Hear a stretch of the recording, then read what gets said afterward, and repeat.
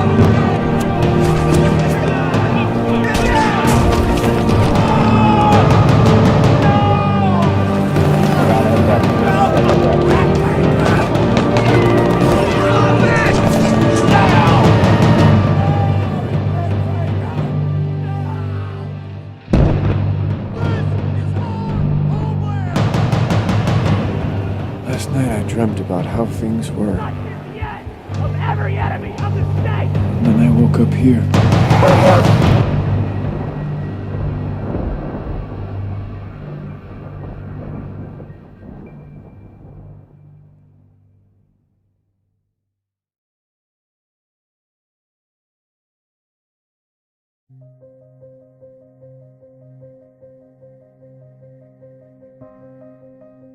Somebody didn't want the Gray State investigated, explored, and unveiled. That's why David Crowley is dead. He was the writer and director of one of the most controversial movies in modern history. And somebody didn't want him to produce it. What was so threatening about David Crowley and the Gray State concept? Like Gray State, many Hollywood films have depicted apocalyptic themes and end-of-the-world scenarios. Yet the directors of these films are still alive. Roland Emmerich wasn't murdered after directing blockbusters 2012 and A Day After Tomorrow. Steven Soderbergh wasn't killed after his movie, Contagion. But David Crowley is dead, along with his wife and child. They were killed before the production could be completed. What was so dangerous about Gray State? David Crowley claimed that his movie was based on real events, not Hollywood propaganda like you see in movies such as 2012. California is going down! God, you sound like a crazy person. The governor just said we're fine now. The guy's an actor, he's reading a script! So the Gray State is essentially an artistic representation of real aspects put into a fictional format. Once you open your eyes and start looking at all these trends like RFID, like martial law, like FEMA, like executive orders, you have to act within your own capacity to sort of, talk about this. A lot of people filter that into the political realm. A lot of people do other things like grassroots style. I mean, I'm a filmmaker, Danny's an actor. So we put our heads together and we started making a project that would act within our own faculty to portray that in a creative manner. So there's a story here. You know, I have to start telling a story. So I was looking for the next film project to work on anyway. I'm like, well, this would be perfect. And it's not really perfect because you have to kind of filter down all this stuff into a narrative storyline that's not just propaganda telling you what's going to happen next, like 2012 or A Day After Tomorrow. It's got to be a human story, and it's got to be enduring and compelling. The way we're different is we're independent, and we don't expect any participation from any studios just because of its contentious nature. I mean, anyone knows that Hollywood has not approached this topic so directly before. That's what makes Gray State so compelling. Is that different. Definitely the trailer is our best efforts to kind of show this world and expose these very real issues that exist in our world today. David claims that Hollywood has never dealt with topics like RFID, internment camps in America, and detention. Instead, they have produced propaganda in place of real issues. When Hollywood does discuss internment and detention, it's almost always about World War II and the Holocaust. Literally thousands of films have been produced about the Holocaust, and yet one single film that addresses the potential for a Holocaust in the United States is stopped mid-production after its director is murdered. Seems a bit odd, doesn't it? They don't want Americans, Canadians, and other Western countries to know what is coming. And that is a plan to intentionally collapse Western society. If you don't believe me, read the plan that's been in the books for over a century. Planned out by the Illuminati and penned by Albert Pike back in the 1800s in his 3 World War predictions. Gray State was simply too threatening.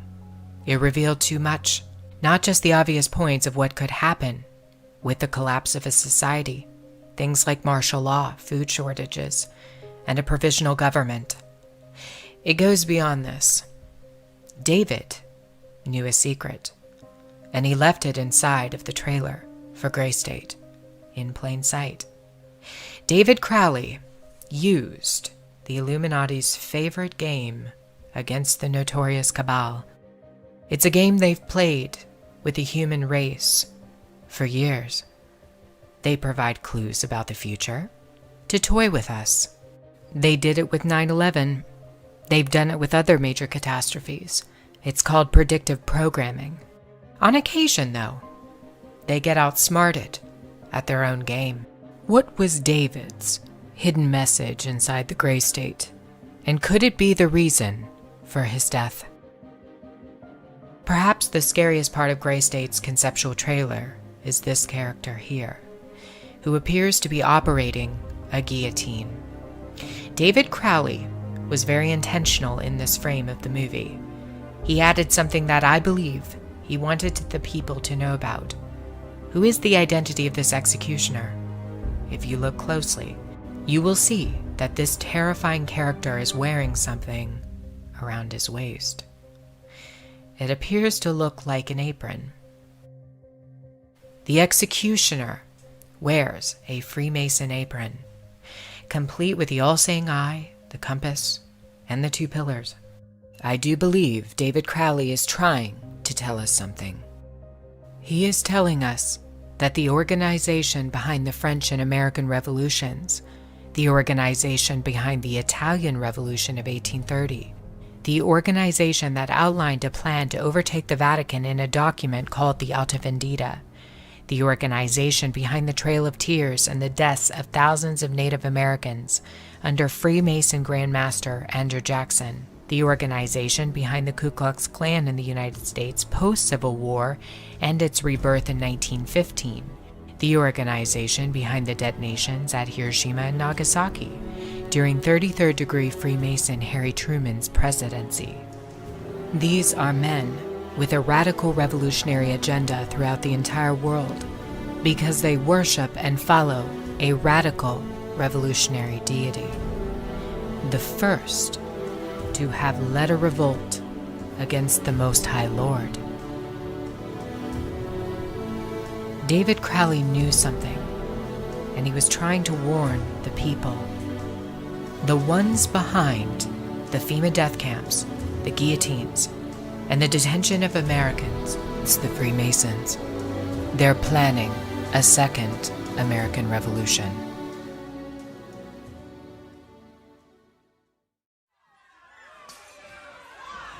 Problem, reaction, solution.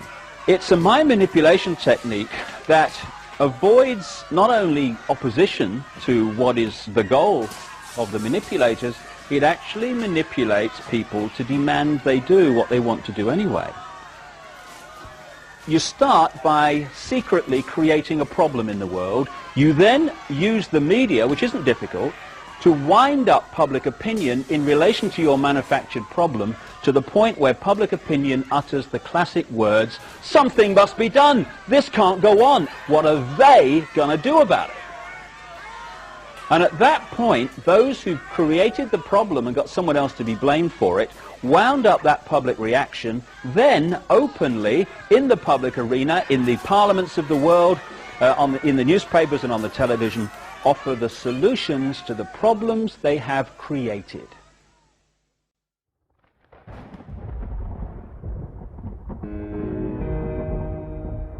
The things that I'm going to tell you about today are horrendous, but the flip side of it is some of the things that the New World Order and the Illuminati know, if they were put to good use, would be fantastic.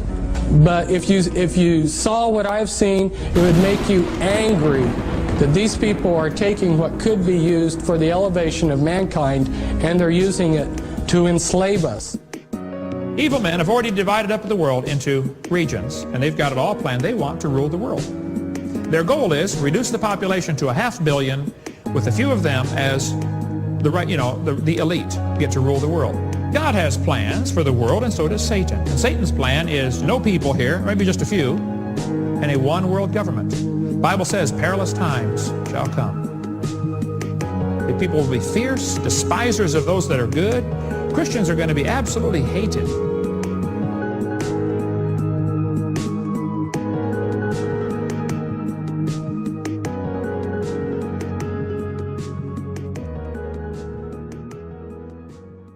Its task will be to develop an overall strategy for America in this period when really a new world order can be created. It's a great opportunity. It isn't just a crisis. We know the race is not to the swift, nor the battle to the strong. Do you not think an angel rides in the whirlwind and directs this storm? But I do have one question. During the crisis, or any time that you're aware of, has the Federal Reserve or Treasury participated in any gold swaps arrangements? The Federal Reserve does not own any gold at all. We have not owned gold since 1934. Congress shall now vote for approval of H.R. 8791, the Homeland Terrorism Preparedness Bill. Said bill requests emergency response funding up to and including... I'm sorry, this section is classified.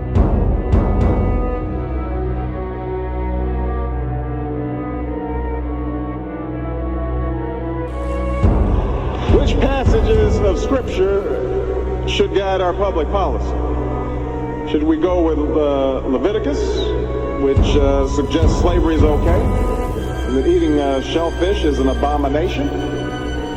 Or we could go with Deuteronomy, which suggests stoning your child if he strays from the faith?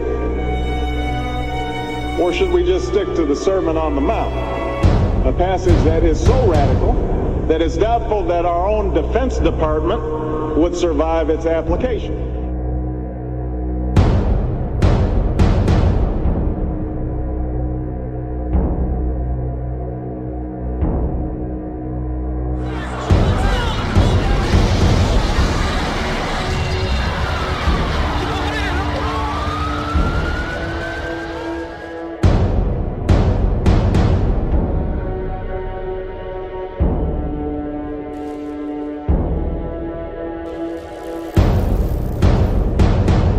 Readings have told me, for what it's worth, that some of us will be able to have ascended abilities. I mean, full-on ascended abilities prior to the actual shift happening.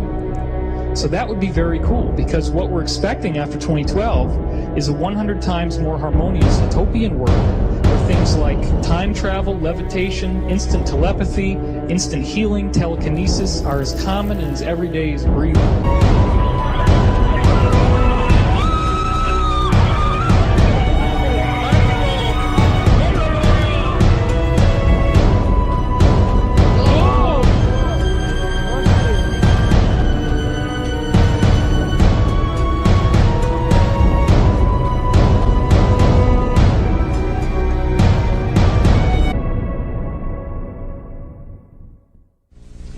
I want to tell you about a few of the things that I have learned during these last 5 years of intensive research. Perhaps the most startling thing that I can share with you is that all of the conspiracy theories that you've ever heard about one world government, about the UN takeover of the world, all of those conspiracies have now been laid to rest. There's nothing conspiratorial about it. It's all published. The UN-funded Commission on Global Governance began meeting in 1992 in earnest and met for 4 years, and last fall released their final report. It is entitled Our Global Neighborhood. If the Bible is simply a book of myths, fairy tales, and stories, then it is disturbingly accurate in describing what we see unfolding in our current world climate. In my personal journey, I've come to the conclusion that the biblical worldview best explains the origin of evil and its many symptoms to mankind. It explains human suffering and the inescapable reality of death and decay that we experience in this world.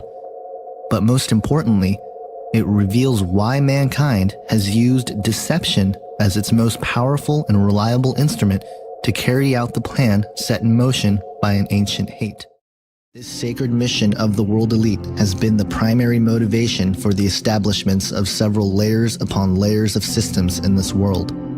The following sectors are the major components of infiltration in this plan. They include the political, economic, military, scientific, educational, technological, and social facets, with the spiritual ideologies being the main ingredient guiding this massive deception. Many of these facets overlap and build on each other.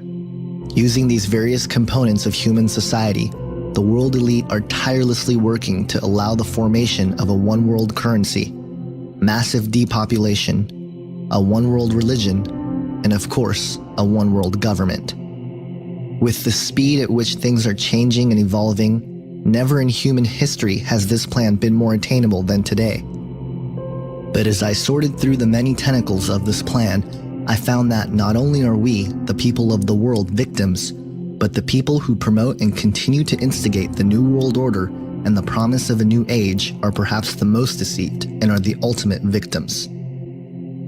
The idea of what the ultimate goal for the New World Order is something that bothered me a lot in my early and really a lot of my research for what the New World Order was, as I was learning things like, the stuff in the food and the water and all the stuff that you learn, the genocide and the planned population reduction and the mind control and all the stuff that was going on. What did it all mean? What was it leading up to? The control grid, the cameras and the one world government and the one world economy and all this stuff. What did it mean? Because the thing that got me is what happens if they get it? What happens if they finally control everybody? It's a total lockdown, New World Order, 1984, Brave New World, whatever. It actually is that system. What then? Is it all going to just end and everybody sits back and they drink lemonade and say, hey, we did it, guys? But then the connection to Satanism is really what started to pique my interest early on, and that they were theistic, Satanists. They really did believe that Satan was God, and they actively worshiped him and received instructions from the spirit world. That was what tripped me out, and to see that network and every door that was kicked down, investigation led to somewhere some Satanistic connection. So the answer to what the ultimate goal and the question of who or what do I believe is behind it is the same. That is the Antichrist. The system is being built around us, the control grid, the economy, everything is being built to force everyone to worship the Antichrist. That is what this is all about. That's what makes everything make sense. It's the one component that makes everything make sense. And so what is behind it is a spiritual agenda, as it says in Ephesians 6:12, but it's also something that experientially that you can see in the research of the New World Order, that they are attending rituals, they are receiving instruction from those rituals, and that instruction is to do the nuts and bolts things, to create the system, to do this, to do the poisoning or whatever, all the different conspiracies that are a part of that have some sort of mechanism or use in this future world government, world religion, world economy, which has one purpose, isn't to extract the worship of humanity for an ancient cherub.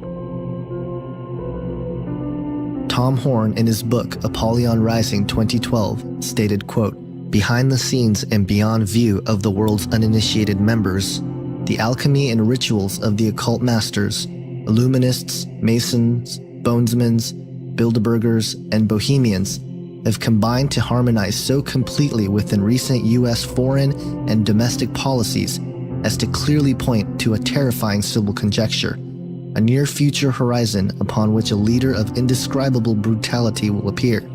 Although this false Prince of Peace will seem at first to hold unique answers to life's most challenging questions, ultimately he will make the combined depravities of Antiochus Epiphanes, Hitler, Stalin, and Genghis Khan look like child's play."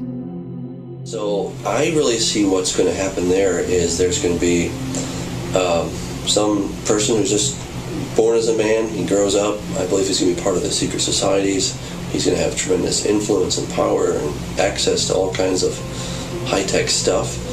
And among that will be the process known as recombinant DNA. And with recombinant DNA, you can actually open up a gene or a DNA strand, and you can insert a foreign gene into that. So I think what's going to happen is he's going to take Satan's DNA, Satan's genetic code, and he's going to insert it into his own body. And then he is going to become a chimera. He's going to become the beast by actually going through this transformation. The crazy thing is that we have the technology. We know that the sons of God came and did this back in the days of Noah. So we have a biblical precedence for this. And I think we're seeing these kinds of things happening already today.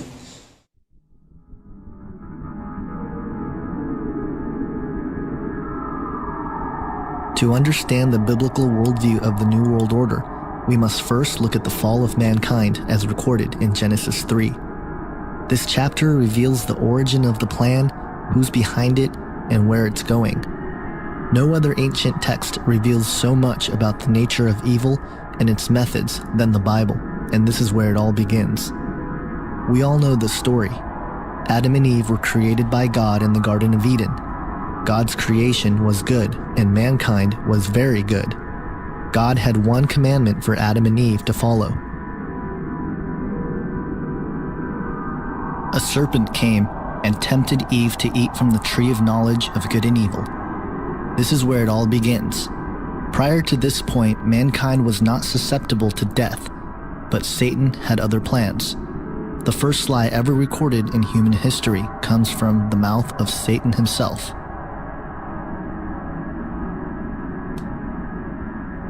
Satan, being the father of lies, was able to redefine what good meant. Upholding to the traits of a great deception, Satan's lie contained some truth. But to understand how this lie has permeated throughout history and is being used to create the New World Order, we must break down this passage. Satan knew that when they ate of the fruit of this tree, that mankind would be subject to death. This lie is the foundation for New Age ideas like reincarnation. It is the idea that even though we die, there is no heaven or hell, but instead we return with another opportunity to attain enlightenment. it is also the one lie that many of the world elite believe today, which is that through the use of intellect, technology, and science, man will achieve immortality. This will become more obvious as we look into the sacred promise or ancient hope held close to those who are at work for the New World Order. Satan was implying here that secret knowledge and wisdom will be available to them. This is the main proponent behind the nature of secrecy which all secret societies possess. It is the idea that unattainable information will be partitioned to those who submit to the request of the one who holds the knowledge. It also plays on the hope promoted by the New Age movement, which claims that we are all spiritually evolving into a higher consciousness, and that if one would only tap into this universal energy force, they would realize that they are God. The New World Order and its components, secret societies, New Age movement, transhumanist movement, and even the alien agenda in many ways is predicated on this one lie. The idea that man would become God is the elusive carrot on a stick that has been behind many, if not all, of man's attempts to acquire power, authority, and dominion over the masses while conquering death and nature in the process. Furthermore, we can trace ideas like pantheism and the concept that God is a force, or that everything within the universe is God and thus we are God, back to this lie. It is the ultimate deception because it plays on human pride. It is the driving force behind ideas such as morality is relative and karma. It is the denial of evil and accountability to sin. This is the core of the Luciferian doctrine. It is the blueprint to what the select group of men have been working on for centuries. Exclusive knowledge to achieve immortality and become gods, all without the help of the Creator God, but by our own use of intellect. As we will come to see, this idea, which goes by many names like the Sacred Promise and an Ancient Hope, has been sought after by men for centuries. Here's the way they look at it. Here's their metaphor for the end of innocence. Adam and Eve were held prisoner in the Garden of Eden by an unjust, cruel, and vindictive God.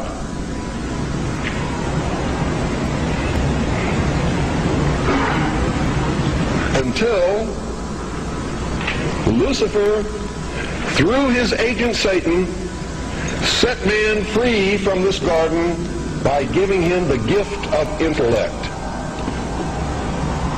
Through the use of intellect, man will conquer the earth, will conquer nature, and will himself become God. It's taught in every Masonic temple in this land. Every secret brotherhood, every secret society, every mystical temple, every occult organization teaches the Luciferian philosophy.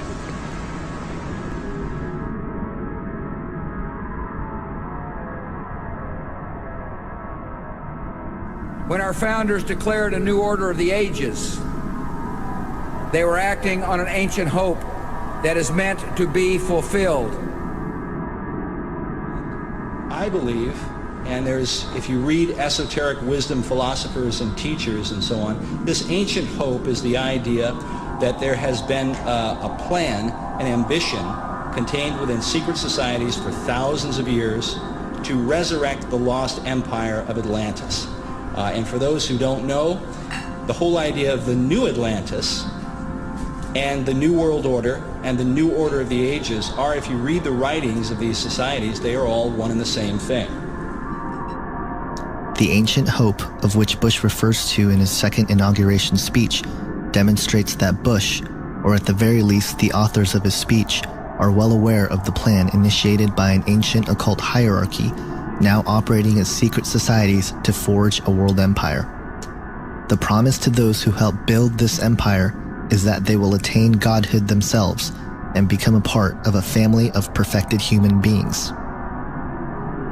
Manly P. Hall, a 33-degree Freemason an occultist and regarded as one of the greatest authorities on the topic of secret societies and Freemasonry in particular, reveals in his book, The Secret Destiny of America, quote, "In this way, the old dream of the philosophic empire descended from the ancient world to modern time. Secret societies still exist, and regardless of the intemperance of the times, they will continue to flourish until the quest is complete. For more than 3,000 years, secret societies have labored to create the background of knowledge necessary to the establishment of an enlightened democracy among the nations of the world." End quote. Hall goes on to explain that America was not founded as a constitutional republic based on biblical principles, but rather a massive experiment of social engineering formed out of the principal visions described in Sir Francis Bacon's book, The New Atlantis, in 1627. The basic principle was that the goal of attaining human perfection and a utopia that would come with it is the ultimate plan put forth and worked on since antiquity. He goes on to say, quote, "The supreme human purpose is the perfection of man. This must come first, and when this end has been achieved, all good things will inevitably follow." End quote. These principles all stem back from what is known as the ancient mystery school teachings.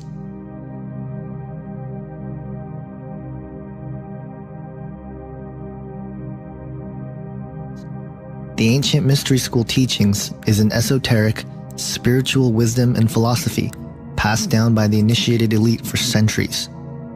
It is in fact one and the same as the Luciferian doctrine that one day man will become God through the use of his own intellect. This is the religion of the New World Order, which is operating in various degrees under various secret societies, cults, and even high-ranking religious circles. The origin and understanding of the mystery schools and its history can be found in theosophical writings.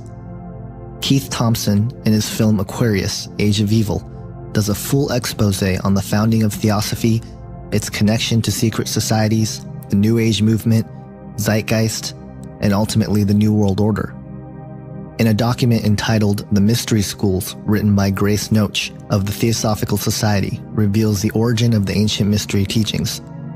She opens the document, quote, "Millions upon millions of years ago, in the darkness of prehistory, humanity was an infant, a child of Mother Nature, unawakened, dreamlike, wrapped in the cloak of mental somnolence. Recognition of egoity slept, instinctual consciousness alone was active. Like a stream of brilliance across the horizon of time, divine beings, Manasatputras, sons of mind, descended among the sleeping humans, and with the flame of intellectual solar fire lighted the wick of latent mind, and lo, the thinker stirred. Self-consciousness wakened, and man became a dynamo of intellectual and emotional power, capable of love, of hate, of glory, of defeat. Having knowledge, he acquired power. Acquiring power, he chose. Choosing, he fashioned the fabric of his future, and the perception of this ran like wine through his veins." End quote. She goes on to explain the Atlantean connection as, quote, "Time marched on and the race waxed lustily in power. As Lemuria gave birth to Atlantis, the third race to the fourth, the fiercest battle was waged. The war between the Lords of Light and Truth and the Lords of Darkness and Ignorance. Thus were established some 4 or 5 million years ago, when Atlantis was threatening to destroy itself through spiritual iniquity, the first mystery schools. From these early centers sprang other mystery schools in all parts of the Atlantean world. By the time the Atlanteans were in their heyday of material splendor, these schools were working their hardest to stem the increasing tide of sorcery." End quote.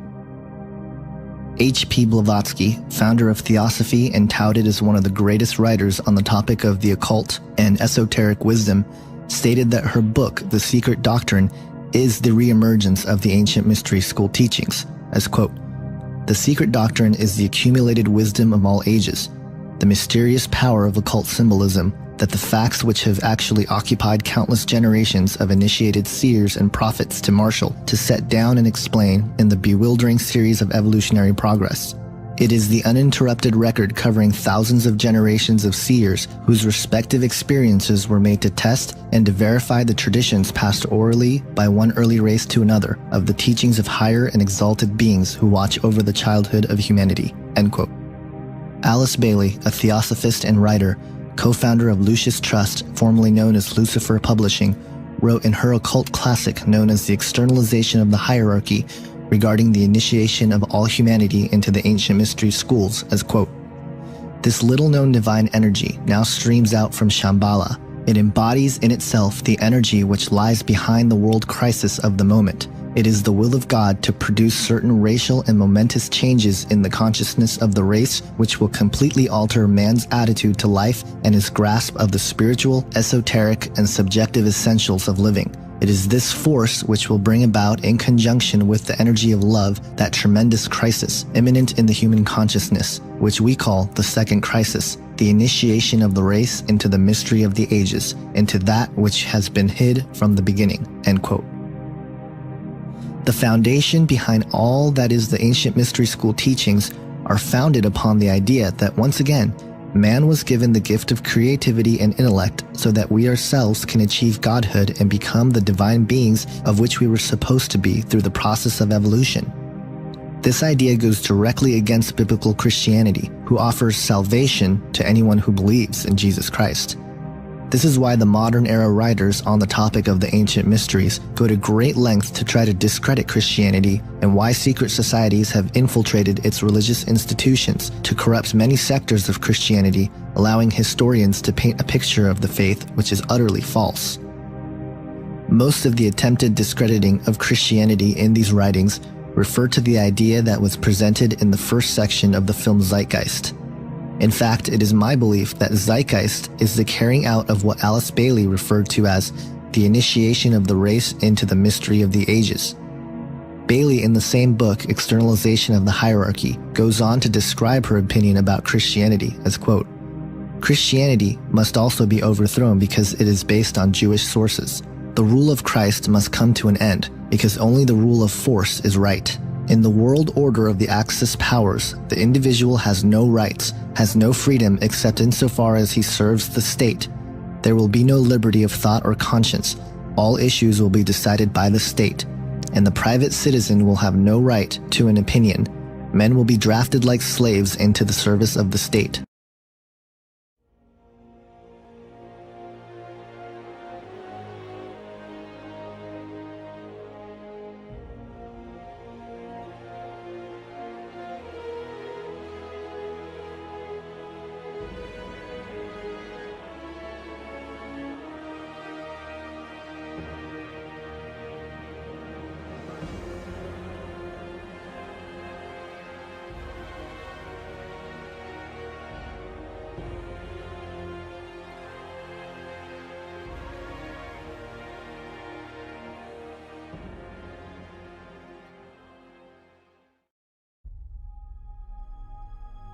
There's something weird going on with Walmart. Are we now seeing the true form of one of the world's largest companies?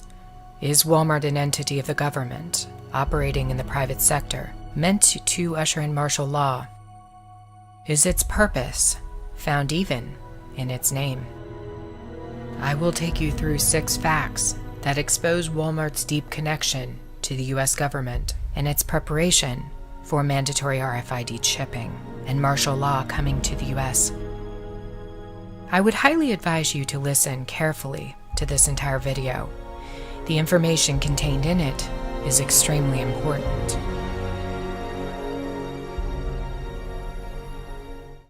Fact number 1. To understand the truth about Walmart, you first need a history lesson. The founder, Sam Walton, is long deceased, but his legacy is very much alive. What is he remembered for? Well, you may not know that Sam Walton was a part of the U.S. intelligence agency during World War II and a security chief over internment camps located inside of the United States. These camps held hundreds of thousands of whites of German and Italian descent and Asians of Japanese descent. They were held there after FDR violated their constitutional rights. Sam Walton oversaw these prisoners of war. The Walmart U.S. government connection is not new, you see. It goes way, way back. Armed with that information, let us continue to fact number 2. From 2001 through 2016, Walmart has received an estimated $50 to $100 billion in secret subsidies granted by the U.S. government. We know several industries are subsidized by the government to keep prices low. But why Walmart? There are entire websites dedicated to following Walmart's grants, tax breaks, and earmarks. These websites unanimously agree that Walmart has received tens of billions of dollars in kickbacks over the years. Why are they getting so much money? Is it merely to keep their prices low? Or is it for other expenditures? Fact number 3. Walmart has struck a deal with the U.S. government, hiring 130,000 reserve, active duty, and veterans in the United States over the past 3 years. A massive force of highly trained and skilled soldiers.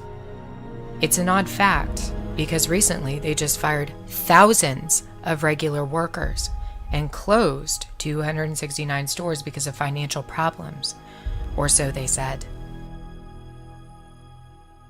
Walmart explained that their 2016 store closings were an attempt to save money. So why did they just hire 130,000 new employees? Of course, we always celebrate when veterans are treated with respect and given good jobs, but this is strange. 130,000 sounds more like a small army. In fact, Walmart's soldiers make up 10% of the company's total U.S. workforce. That is a huge proportion of new hires, especially for a company who just claimed that they had financial difficulty 6 months ago. What in the world is Walmart doing with its new army? Fact number 4. In the last 20 days, 24 homicides or attempted murders have happened on Walmart's premises around the United States. These crimes range from shootings to stabbings to arson to suicide to attempted vehicular homicide. Having reviewed these alleged crimes, I ask the question, are they even legitimate? Are they FEMA exercises that Walmart is carrying out alongside the Department of Homeland Security?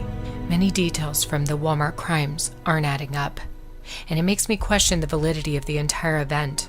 For example, I'll play a 911 call from the Amarillo, Texas Walmart shooting. In it, a witness says that 2 gunmen are clearly involved, but later, only one is killed by the SWAT team and no hostages are injured. 6-3 to base. Be advised, we got 1 suspect with a hostage in it. There is a second suspect somewhere in the store. We are in the store. My question is, were Amarillo and other Walmart shootings legitimate? The audio in the Amarillo case told us that there were 2 shooters, not 1. Likewise, in other alleged massacres around the U.S., major discrepancies were made that could make one question the validity of the event. In San Bernardino, there were supposed to be 3 shooters, not 2. In Orlando, it was reported early on that 1 or 2 additional people were involved in the 3-hour rampage. People interviewed claimed that the additional people were holding the door shut to prevent escape of clubgoers, yet police insist only Omar Mateen was involved. Why did these police reports contain so many contradictions to the witnesses of the event?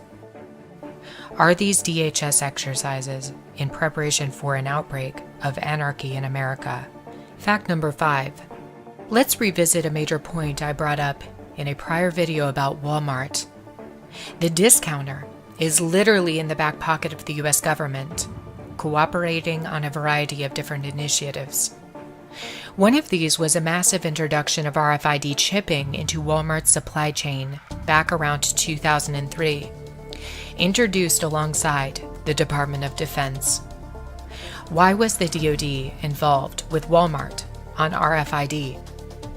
Walmart was also cooperating with DHS Secretary Janet Napolitano on an initiative to report suspicious people in their facilities. Why is the DHS working with Walmart on this? Additionally, several former Walmart executives are currently working for the U.S. government in FEMA positions in emergency preparedness. For example, Walmart disaster manager Brian Coons was appointed to spearhead Florida Emergency Response and Disaster Readiness Divisions. Why are these former Walmart executives being promoted in the government to major positions of disaster response. Fact number 6. Walmart has recently cooperated with Omar Mateen's former employer called G4S on initiatives in its U.S. stores involving security.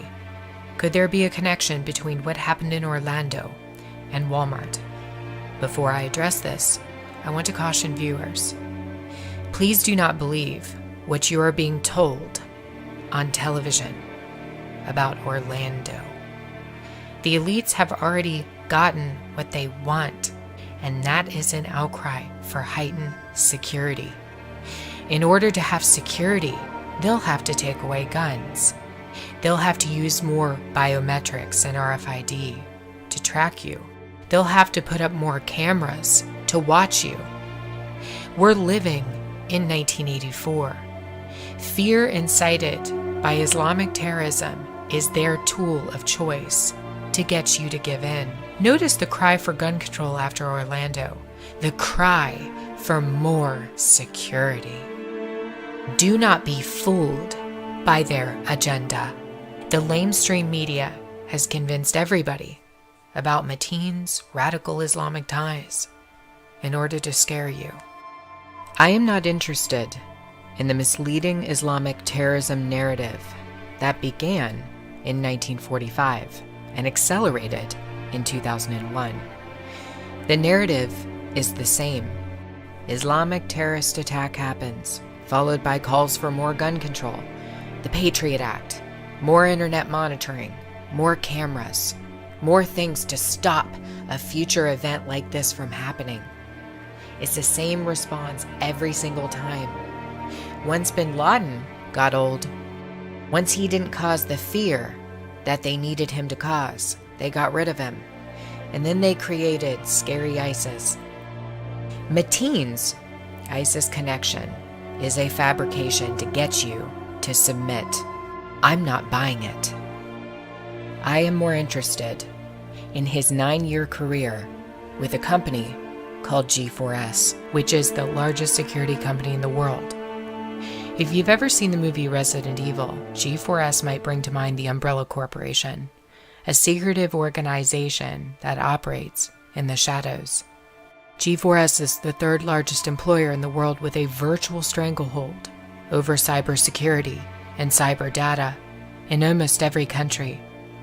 It does have other interests, however, including RFID chipping. The company states on its website that one of its goals is to use RFID to track assets and people anywhere in the world. Back in 2011, G4S put in a patent request with the US government for an RFID device that would be used to track people who were incarcerated. No joke. The RFID device is tamper-resistant, worn on the hand or wrist, and is meant to tag and follow prisoners. The patent was just made public in February of 2016, and now G4S will work closely with Walmart. An article published in April of 2016 indicates that Walmart and G4S quietly signed a deal, an agreement on a huge initiative that will change Walmart's entire system of payment in all stores. There will be a gradual rollout of the new system until it is fully implemented. In conclusion, I believe there is beyond ample evidence to suggest that Walmart is serving a major purpose as we head toward the Marshall State.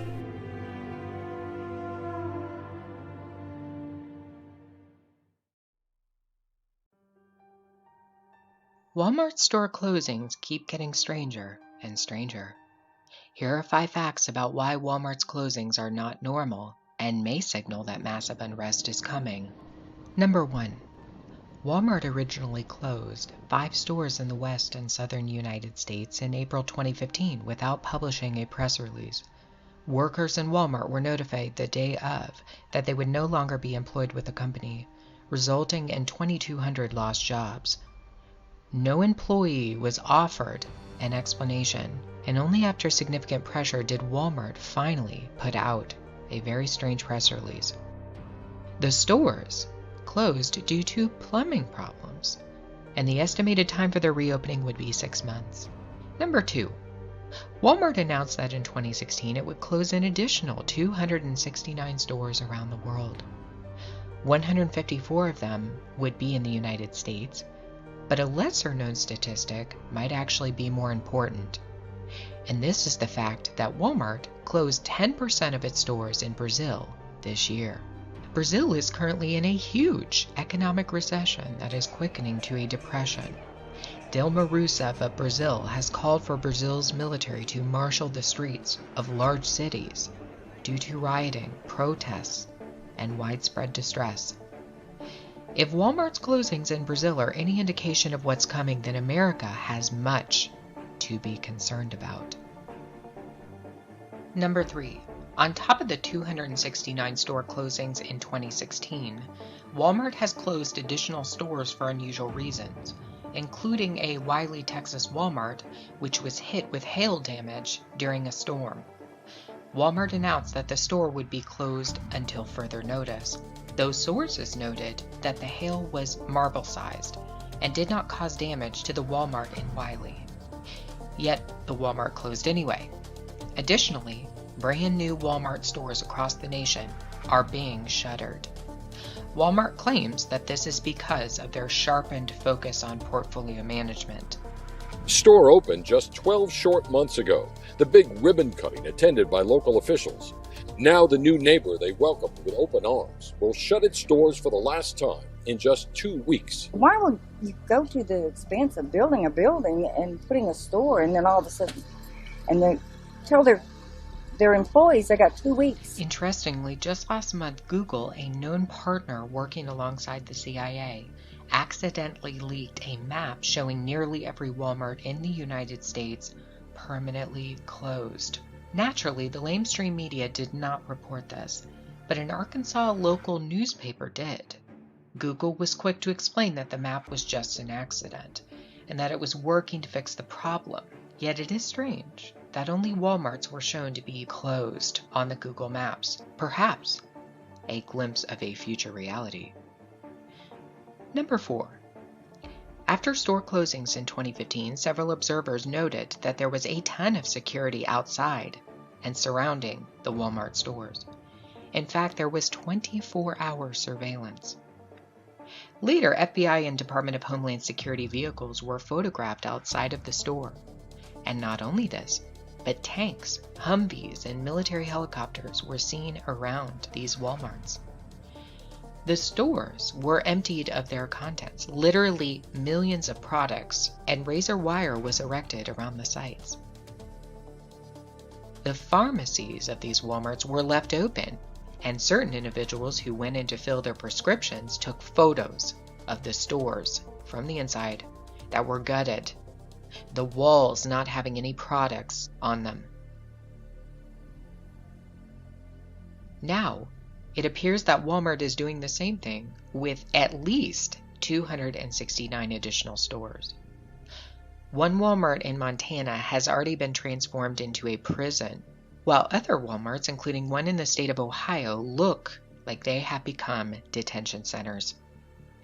A video from 2010 posted by Janet Napolitano of the Department of Homeland Security proves that a relationship has existed between Walmart and the government involving Homeland Security. Hi, I'm Janet Napolitano, Secretary of the Department of Homeland Security.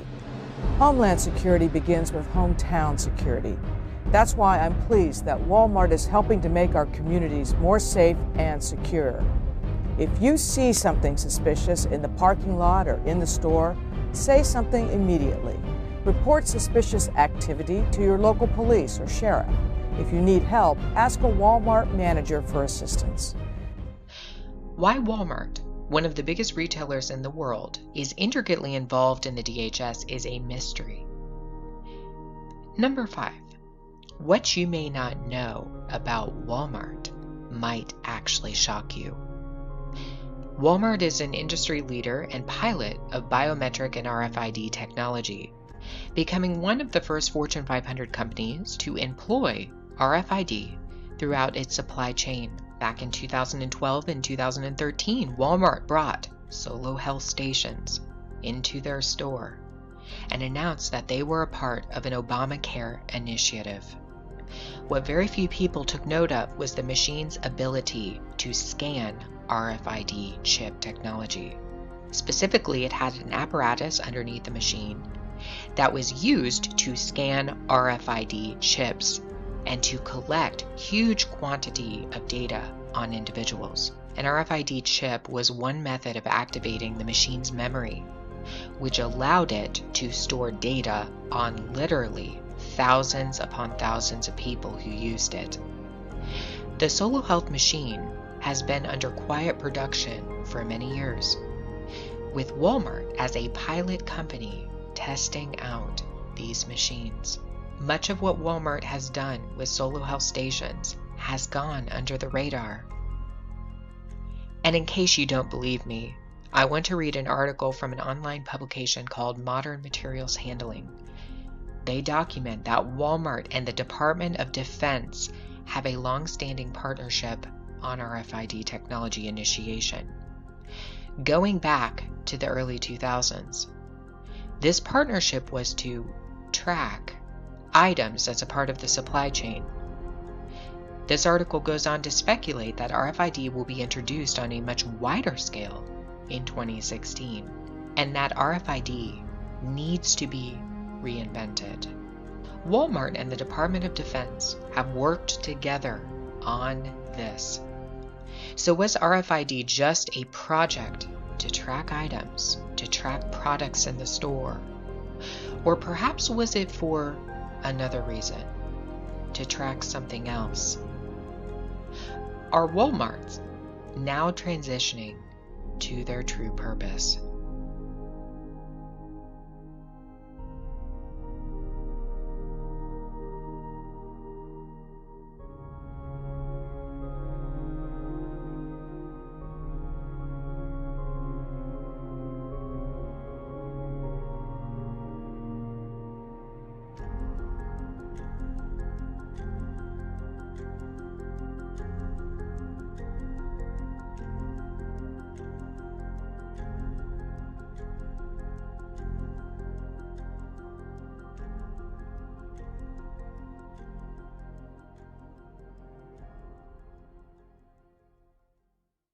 A three-part show on Sci-Fi Channel portrays a curious scenario set in the future. Childhood's End is a television show based on the 1953 novel by the great Arthur C. Clarke, a science fiction writer. This show aired just recently in the midst of the holiday season for many. At a time when many remember the birth of Jesus into the world, Sci-Fi Channel decided to air a show that depicts alien disclosure, the arrival of a satanic look-alike, and the eventual destruction of the world by fire. The themes contained in Childhood's End show an agenda is underway. It has been for quite some time. Clarke's novel is centered around an alien disclosure, where an armada of alien vessels make contact with the Earth. The aliens claim that they have come for the purpose of assisting humanity through a golden age, a utopia, a time of peace, security, and prosperity for all upon the earth. Not all of the people accept this utopia. Some of them protest because they believe in the God of Scripture. In the show, one of the characters' mothers kills herself because of the disclosure. She views her faith in God as incompatible with disclosure of alien life. Despite these people, these protesters, a vast majority of the world is accepting of the utopia, and many abandon whatever faith they once had in the notion of God. The aliens and the people of Earth commonly refer to this time period of peace and prosperity on the earth as the golden age of humanity. Literally, that's what they say repeatedly throughout the show. People never seem to get sick in this golden age. There is no war either. There is one who is appointed as the supervisor of Earth, one who helps to usher in the golden age of humanity. His name is Corellin. For many years, the people of Earth never see him.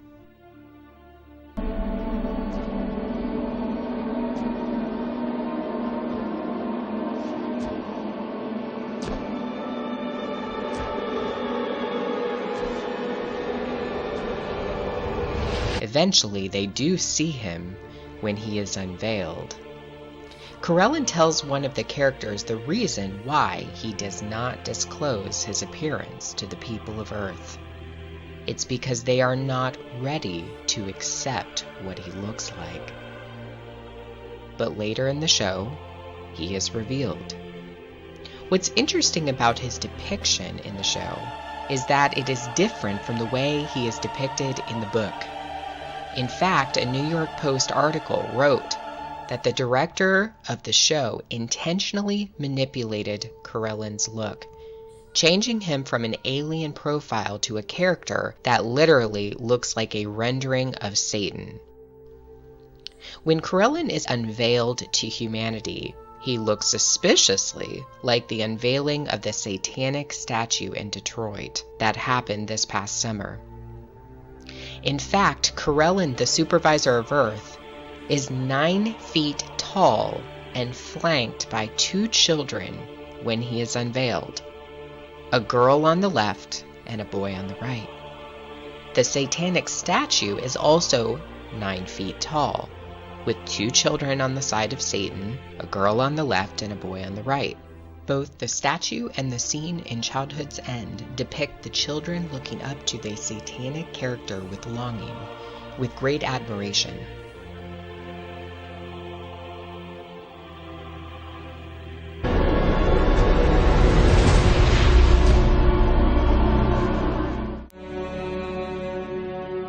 Hello? There is no need to be afraid. It is Corellin who will be overseeing the Golden Age, the evolution of humanity, and the transition to peace and prosperity. He has an interest in the children of Earth. It's later revealed that these children are no longer the property of humanity and are not fully human anyway.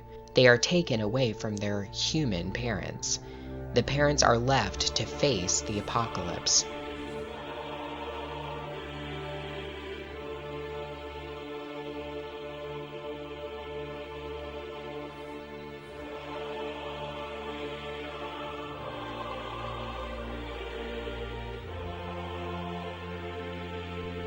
Occult symbols are put on display throughout the show. First off, Corellin has the ability to manipulate and control time and space. He does this on many occasions for the purpose of ensuring that humanity enters the Golden Age without any issues. There are multiple references to the fact that Corellin and the alien invaders are assisting humanity through evolution towards a higher state of consciousness. These aliens are called the Overlords, and they have been on Earth once before. Why do they look like demons? Like our exact idea of devils. They look like our idea of devils because they've been here before. We've been waiting for them. We knew they were coming, so when they brought about this change, it scared us on some deep level because we could never stop it. A relationship between all living things and the stars themselves. Perhaps we've always known the Overlords were coming. Okay, so because of some crackpot ancient philosophy, we knew they were coming to do good. So then why turn them into the personification of evil? Humanity has waited expectantly for them to return. They are not on Earth for the purpose of destroying the Earth, but to do good. They happen to look like the human conception of demons, but according to one character, humanity has incorrectly associated these creatures with evil. Other occult symbols like the eye, the pyramid, the as above so below repeat references to the Golden Age. These symbols show up on multiple occasions. In one scene, we see a man is saved from being shot when the supervisor of Earth, Corellin, intervenes and completely halts the dimension of time.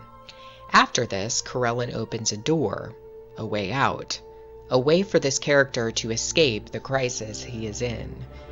Behind the door is a paradise, and the man decides to walk through the door. Both of my channels have focused on the use of doors as a symbol, how doors are used to portray when constraints of time and space have been overcome.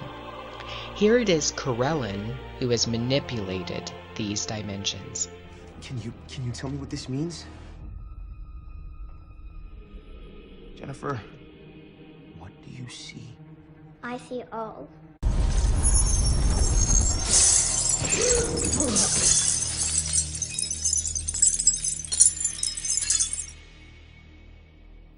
The end begins. The man who questions the little girl is holding the all-seeing eye with a pyramid. We also see the eye of Ra and a $1 bill that is flipped over. The director was intentional here, portraying the Novus Ordo Secularum right before the little girl named Jennifer says, quote, "I see all," unquote. Jennifer is the living human form of the eye, the advent of the eye and human flesh.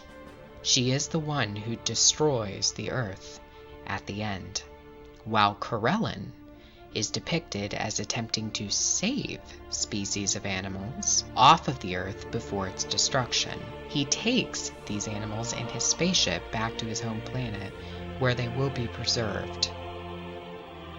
Childhood's End shows the eventual destruction of Earth with fire. The utopia that all of humanity accepted didn't last. The era of peace and safety ended in decimation. One has to wonder whether this novel, adapted into a television show in 2015, was intentionally pointing us towards something that is coming. We are in the year of light, the Anno Lucius. A supervisor of Earth is coming. He is the Lord of the world. He is not Jesus Christ the Lord. Do not be fooled by their agenda.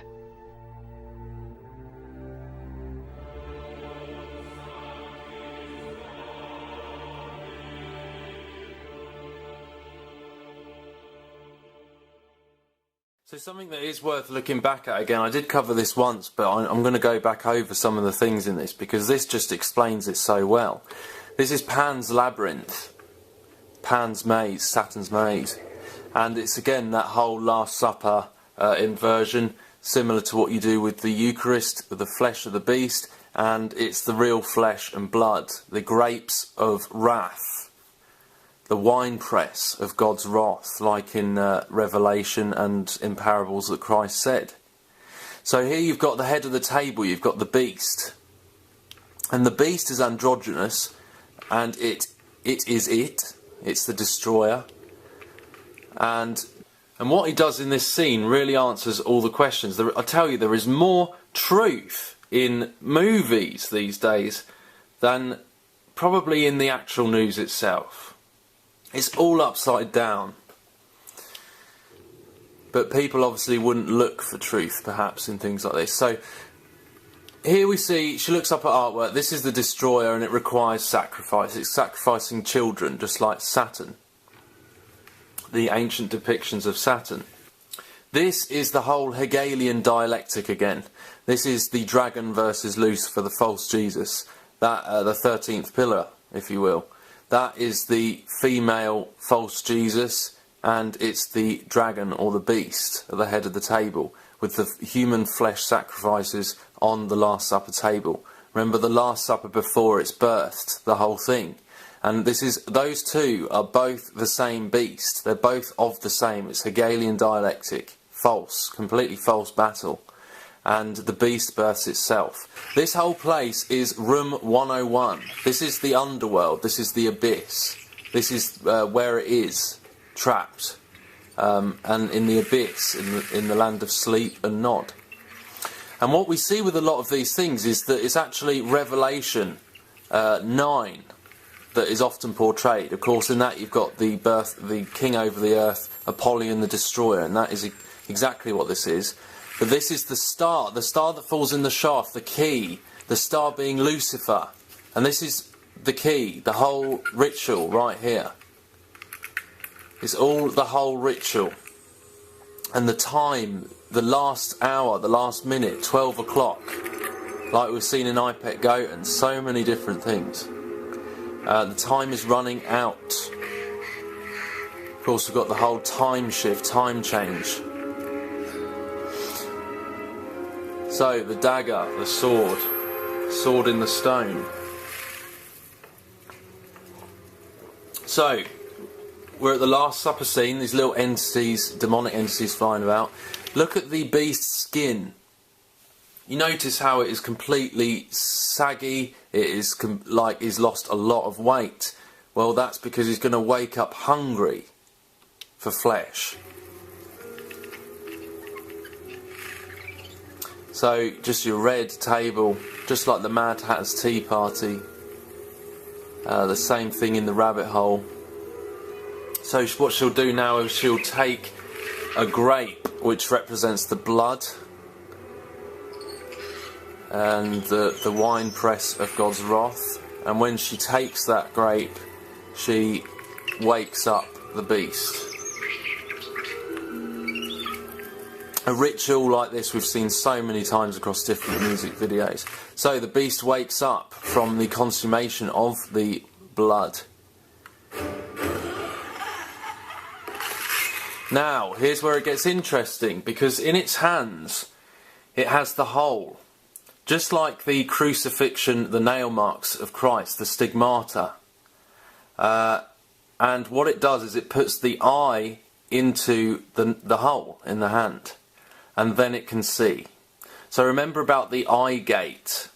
The eye is the gateway. So it's like an inversion of Christ's wounds right there. And almost like the gate is the inversion of Christ's wounds. Like when Christ died, it was a nail in the coffin of the spiritual fallen, the wicked spirits of Satan, of everything.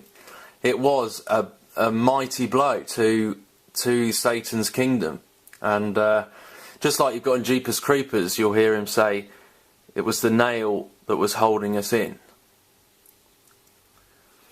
So just like you have in the Jesuit logo, you've got the three nails and the monster. And it's all to do with the birth of the beast. And it is an inversion of the three nails.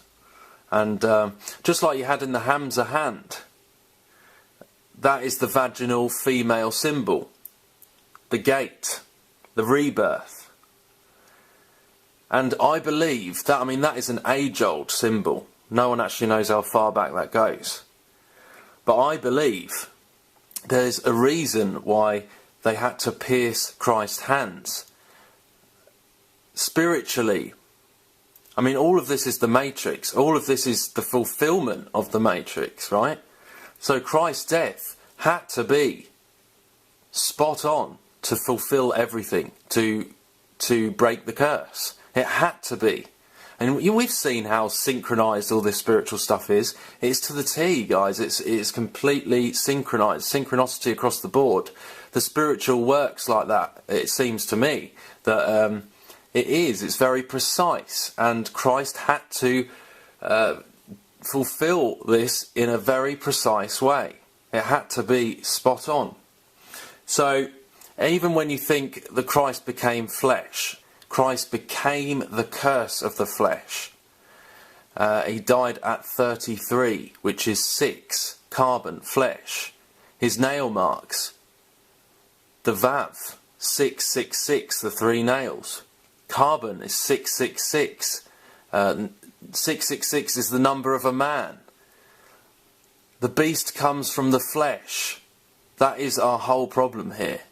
That is what we're trapped in the cell. So anyway, when this beast at the head of the table, he puts these eyes, remember vision, oculus, and he can see through those marks. So once again, the nail's removed and he can be reborn and he can see. It's the gate. She continues to eat the wine. Remember, this is a completely Hegelian battle.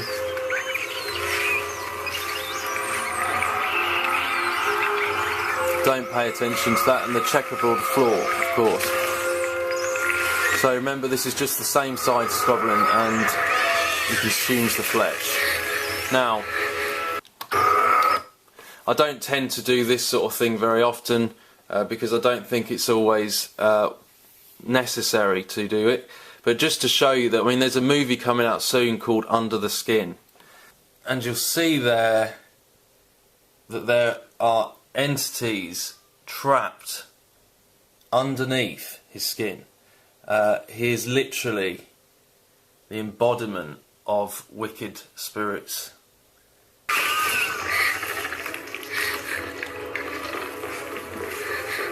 So this is the whole process of the birthing of the beast birthing itself. Remember, the same sides down the shaft.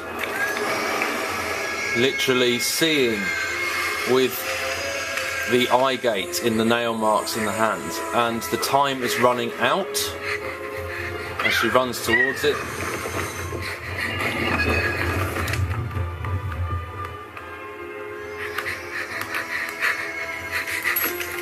Of course, we all know how this ends. She will get out. It is the false Jesus. It is literally the Antichrist. It is their bridge here. It is the opposite of our Christ.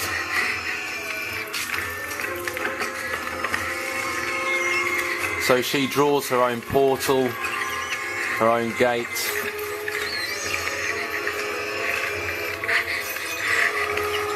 And she lets herself out. Remember, Lucifer versus the dragon. Completely false battle.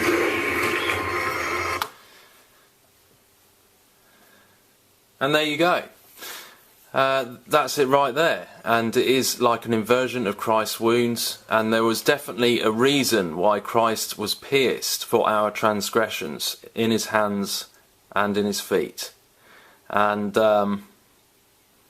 this is the truth, guys. And just to follow on from some comments from other people, a couple of people last time, I think there is deception in the name Jesus. I think there is.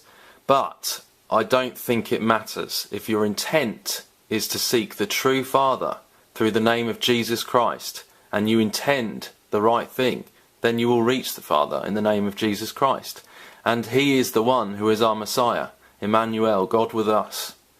He is the Messiah and he is the Christ. Maybe we'll look into the name stuff again sometime, but just don't get bogged down by it. Everything in our language is riddled with spiritual deception, and we are even taught spelling at school. Our language, we speak spells, guys. The Father can see through that. He can see your heart.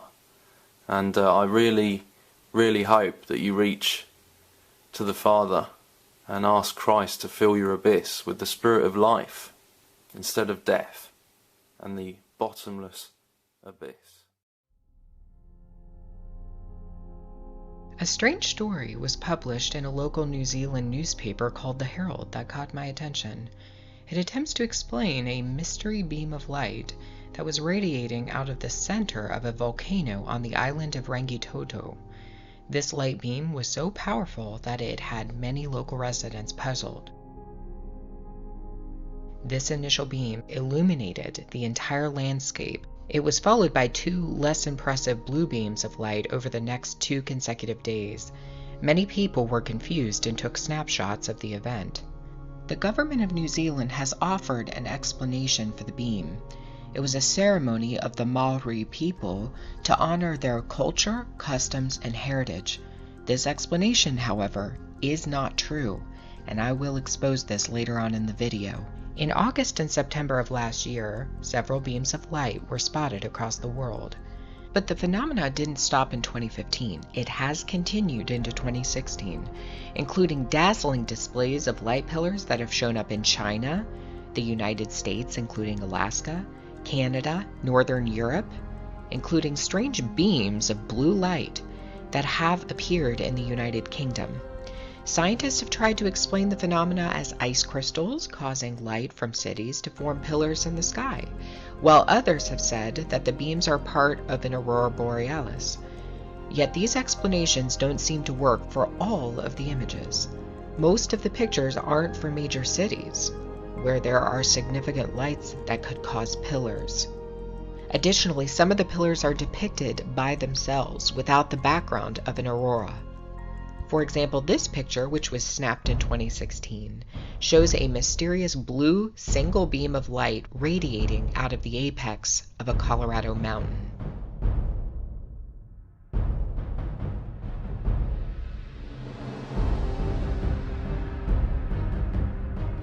You might remember last year, there were several attempts to debunk these beams as photoshopped or a part of a camera skip. And while photoshopping could have been the reason for some of the beams, it doesn't explain all of them, including the one in New Zealand that was captured in multiple photos. For some reason, giant pillars of light are radiating into the sky. Some of them came out of the tops of pyramids and other megalithic structures. Some have suggested that the beams are part of Project Bluebeam, while others have suggested they could be a part of a ley line system, and still others believe they could be a sign that the veil is getting thinner. The Rangitoto beam is definitely not photoshopped. It was witnessed by dozens of New Zealanders who then went online to express concern and confusion. The government of New Zealand said that the beam was meant to honor the Maori, but I have a source who contradicts this claim. A subscriber to my channel who asked that her identity be withheld sent me a link to the story and picture of the beam. She told me that her husband is Maori. The Maori people are native to New Zealand. My source said that the Maori did not put on this light beam as a ceremony or a part of their culture, and that her husband has no idea how the beam of light is connected to the Maori. If we read the article, it says the following, quote, "The magical image is a gift from 13 of the region's iwi to celebrate the Maori identity and heritage of Tamaki Makaurau, the city in Auckland." Again, my source refutes that the lights have anything to do with Maori heritage or identity. So what on earth were these lights for?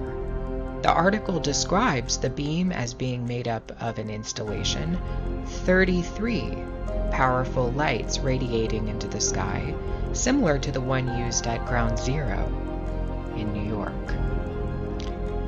The government of New Zealand even posted a video of the beam, except their version only shows 27 high-powered lights emitting a bright blue beam.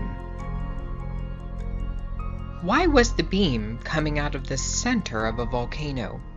And was the false explanation of 33 lights showing us, perhaps, who was really behind the beam?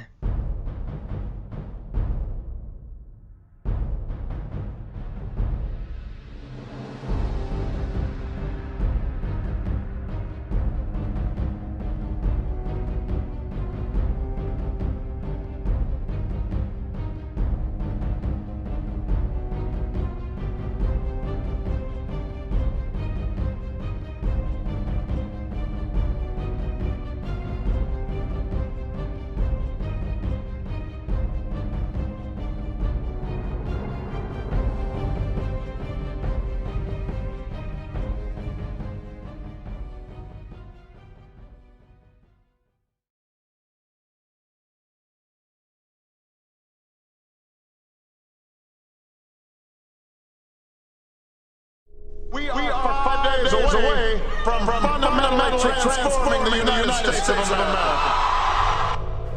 I am not somebody who promotes same-sex marriage.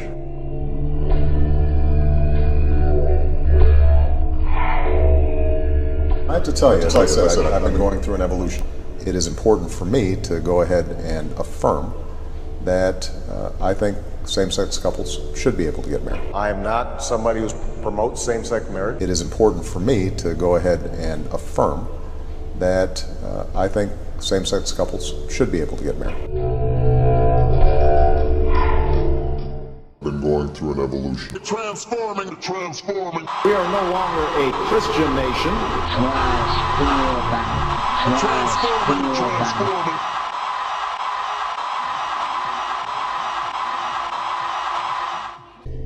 It is the institutionalization of sin, and when that happens, persecution happens. At that first strike by the Assyrians, but then years later, they didn't repent, but years later, they enter into another conflict with Assyria. And what happens is this second conflict brings destruction to the land. You have the same people who brought the first strike of terror. They are the ones, the nation gets into another conflict and they bring the calamity. Well, so I'm watching, is America going to be involved in another calamity, another thing there? Well, just recently, I was in the Capitol. The Lord called me to speak to members of Congress. The President made a speech that night. He announced we are going to war with ISIS. They are centered in the same area, ancient Assyria. That's Syria and Iraq. Iraq is ancient Assyria. They just took over Mosul, which is Nineveh. Yes.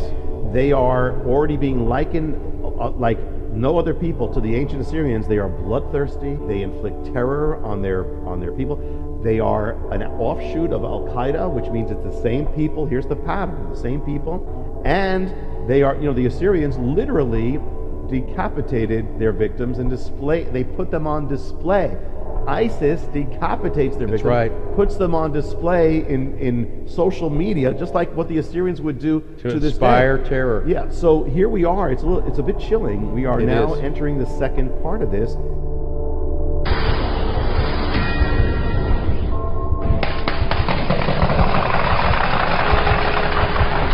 Shooting, and that's when we knew something was wrong, when everybody just dropped.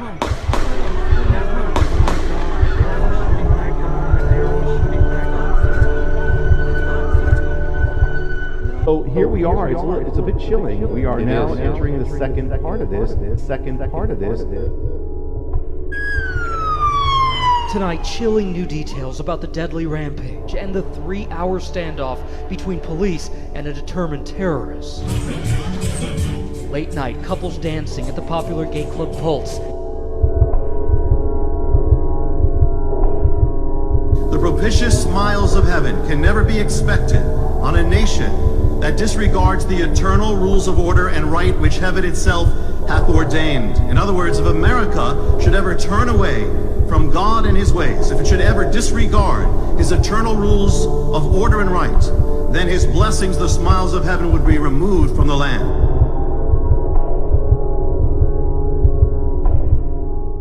We are fundamentally transforming the United States of America. What happened at the end of June was a tectonic event. It represented a rejection, a profound rejection of the nation's Judeo-Christian foundation and the Word of God on which this nation was initially built.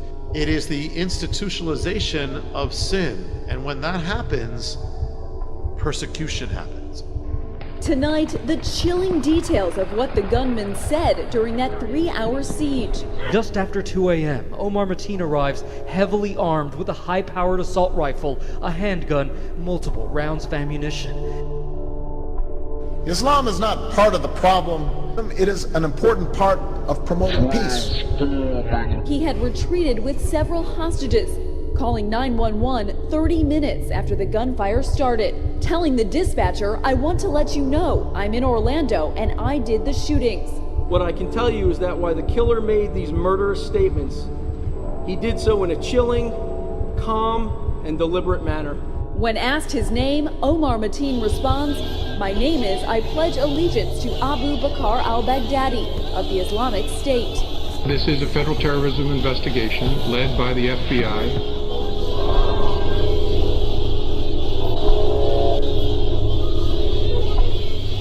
At 2:30 a.m., the gunman calls 911, hanging up twice before a dispatcher calls him back. And there, on the phone, Mateen pledges allegiance to ISIS. There are strong indications of radicalization by this killer and of potential inspiration by foreign terrorist organizations. Mateen pledges allegiance to ISIS. Islam is not part of the problem, part of the problem, part of the problem, part of the problem. It is an important part of promoting peace. There are strong indications of radicalization by this killer. And I looked, and behold, a pale horse, and his name that sat on him was Death. We are no longer a Christian nation. The newest terrorist organization known as ISIS is overtaking Al-Qaeda's reign as public enemy number one. And welcome to Hannity. And tonight, the left's utter incompetence has completely ruined our foreign policy, now creating chaos all around the world and a crisis right here in America. Now, the suicide bombings in Turkey and the terror attack in Orlando, they're just the most recent results of major missteps at every single turn over the past 7.5 years by President Obama and Hillary Clinton. ISIS, the Islamic State of Iraq and Syria, driving toward Baghdad. The jihadist group so extreme, even Al-Qaeda wants nothing to do with them. There is a mosque in every state in our union, and over 1,200 mosques within our borders. We are no longer a Christian nation. Islamic militants are unleashing brutality and bloodshed. It is important for Western countries to avoid impeding Muslim citizens from practicing religion as they see fit. It is important for Western countries to avoid impeding Muslim citizens from practicing religion as they see fit. What would happen? The worst of the worst.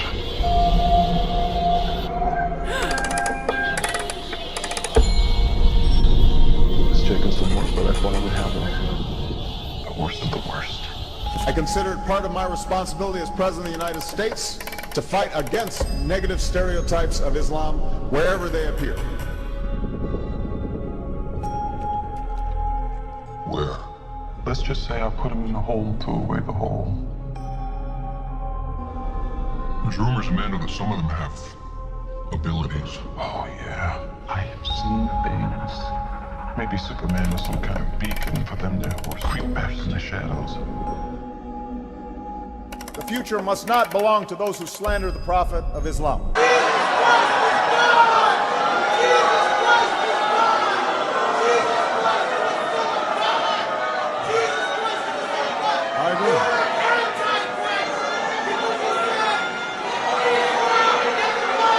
agree. We are no longer a Christian nation. One of the largest Muslim countries in the world. There is a mosque in every state in our union. The biblical and the base. We are no longer a Christian nation. And over 1,200 mosques within our borders. Maybe Superman was some kind of beacon for them to creep back from the shadows. Maybe Superman was some kind of beacon for them to creep back from the shadows. Now let's start from the beginning. Now, Barack Obama, remember, he kicked off his presidency by going on that apology tour. He was promising a new relationship with the Muslim world. We are no longer a Christian nation. The enduring faith My Muslim faith of over 1 billion people is so much bigger than the narrow hatred of a few. I also know civilization's debt to Islam. The future must not belong to those who slander the Prophet of Islam. I also know civilization's debt to Islam. The enduring faith. My Muslim faith. American Muslims have enriched the United States. We are no longer a Christian nation. There is a mosque in every state in our union. We are no longer a Christian nation. And over 1,200 mosques within our borders. Let there be no doubt, Islam is a part of America.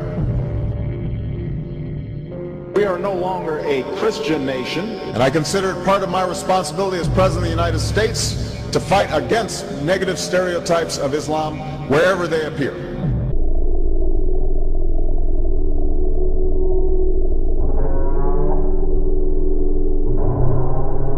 I also know civilization's debt to Islam.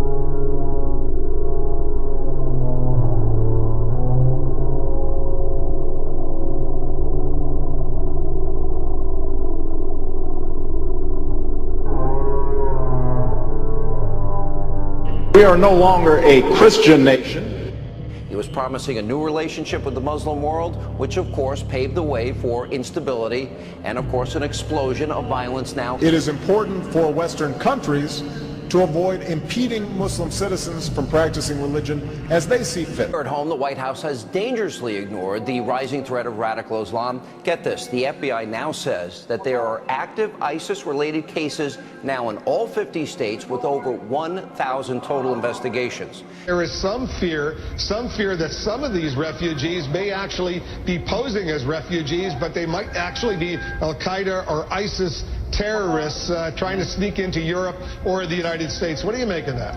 Well, certainly that's a possibility. I mean, you can't dismiss that out of hand. We should be conscious of the potential that Daesh may attempt to embed agents within that population. The group is probably exploring a variety of means for infiltrating operatives into the West, including in refugee flows. And when it comes to America taking in refugees from Syria, well, you know the president, Hillary Clinton, they have flat out ignored the warnings from top U.S. intelligence and national security officials that are warning ISIS will infiltrate the refugee population.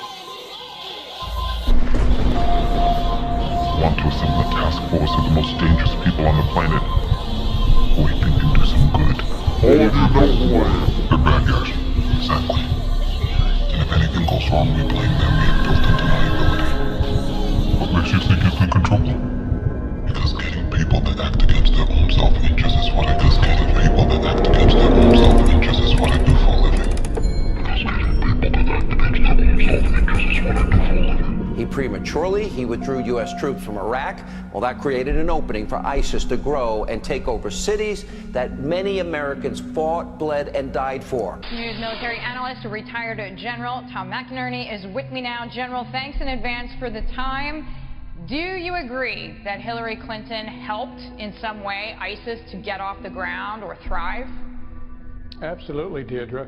Look, the mayor pointed out, when we withdrew from Iraq, we created the conditions that destabilized Iraq, made it a proxy of Iran, and enabled ISIS to flourish. In addition, when she destabilized Libya with the attack on Libya, Benghazi grew out of it. At Benghazi, CIA had a classified covert program that they were shipping weapons into Turkey, that were going to Syria, and they were being given to ISIS and the Al-Nusra, both radical Islamist groups. Now, ISIS was only that big then. Now, of course, they flourished, and they were hoping that ISIS would take down Assad.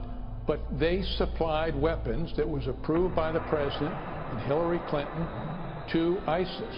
What difference at this point does it make? They supplied weapons that was approved by the president and Hillary Clinton to ISIS.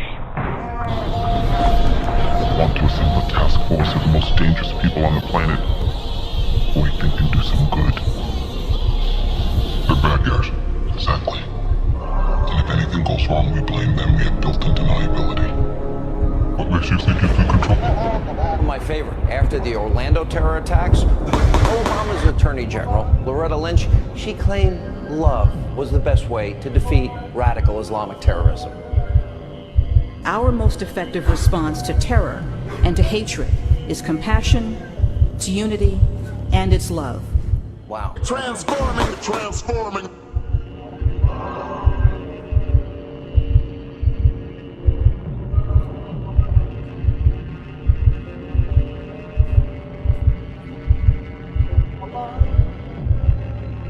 Michelle Bachmann actually predicted that I would bring about the biblical end of days. We are 5 days away from fundamentally transforming the United States of America.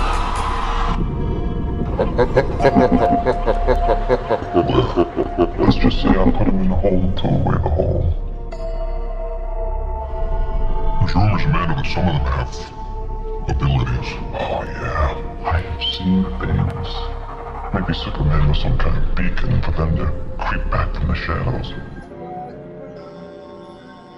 Let there be no doubt. We are no longer a Christian nation. Islam is a part of America. One of the points I want to make is that if you actually took the number of Muslims Americans, we'd be one of the largest Muslim countries in the world. We are no longer a Christian nation. We'd be one of the largest Muslim countries in the world. There is a mosque in every state in our union. The biblical end of days. We are no longer a Christian nation. And over 1,200 mosques within our borders.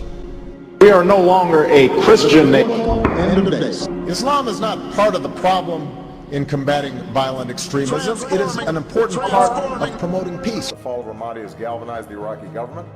So with the additional steps I ordered last month, we're speeding up training of ISIL forces. We're speeding up training of ISIL forces. We're speeding up training of ISIL forces. Including volunteers from Sunni tribes in Anbar province. They supplied weapons that was approved by the President and Hillary Clinton to ISIS. What difference at this point does it make? They supplied weapons that was approved by the President and Hillary Clinton to ISIS. What difference? What difference? What difference at this point does it make? We're speeding up training of ISIL forces.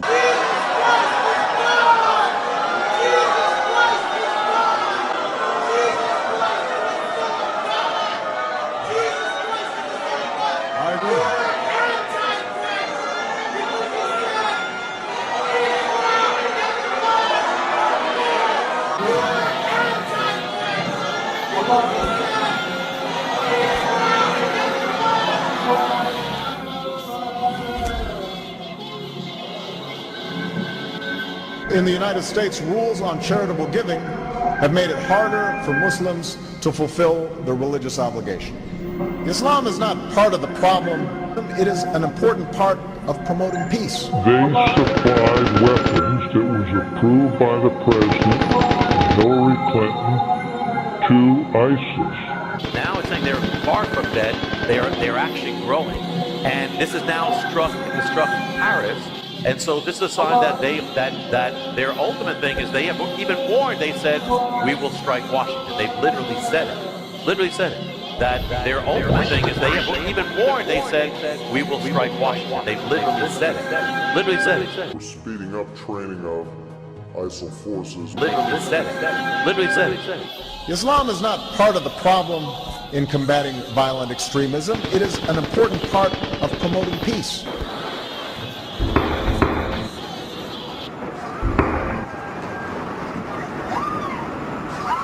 Muslims have enriched the United States. All of you know who I am.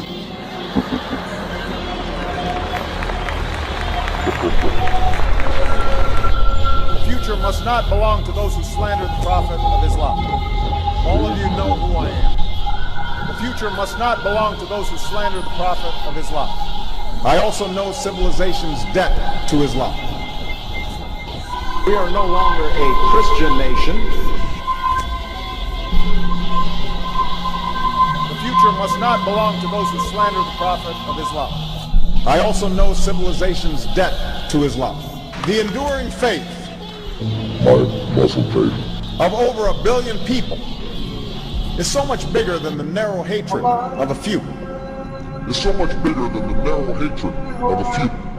They supplied weapons that was approved by the President and Hillary Clinton to ISIS.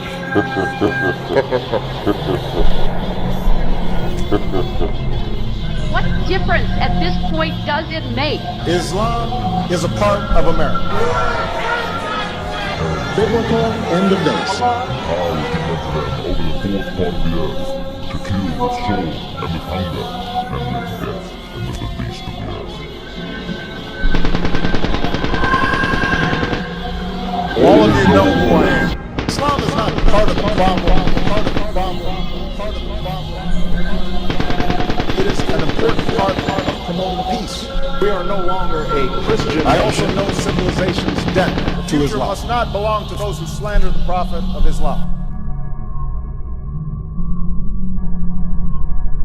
Be still and know that I am God. I will be exalted among the nations. I will be exalted in the earth. We are fundamentally transforming the United States of America.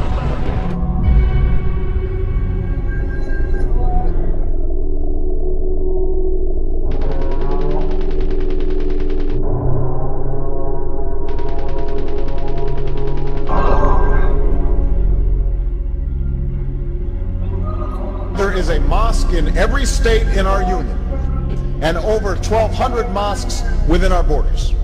Let there be no doubt, Islam is a part of America. We are no longer a Christian nation, and I consider it part of my responsibility as President of the United States to fight against negative stereotypes of Islam wherever they appear.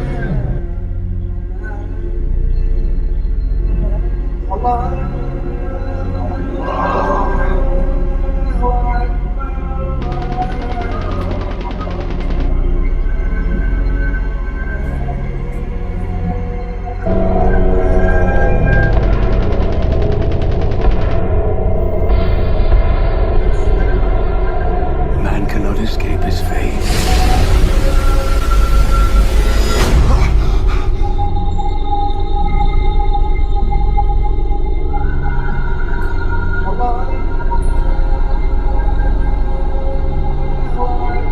Be still and know that I am God. Be still. I will be exalted among the nations. I will be exalted among the nations. I will be exalted in the earth.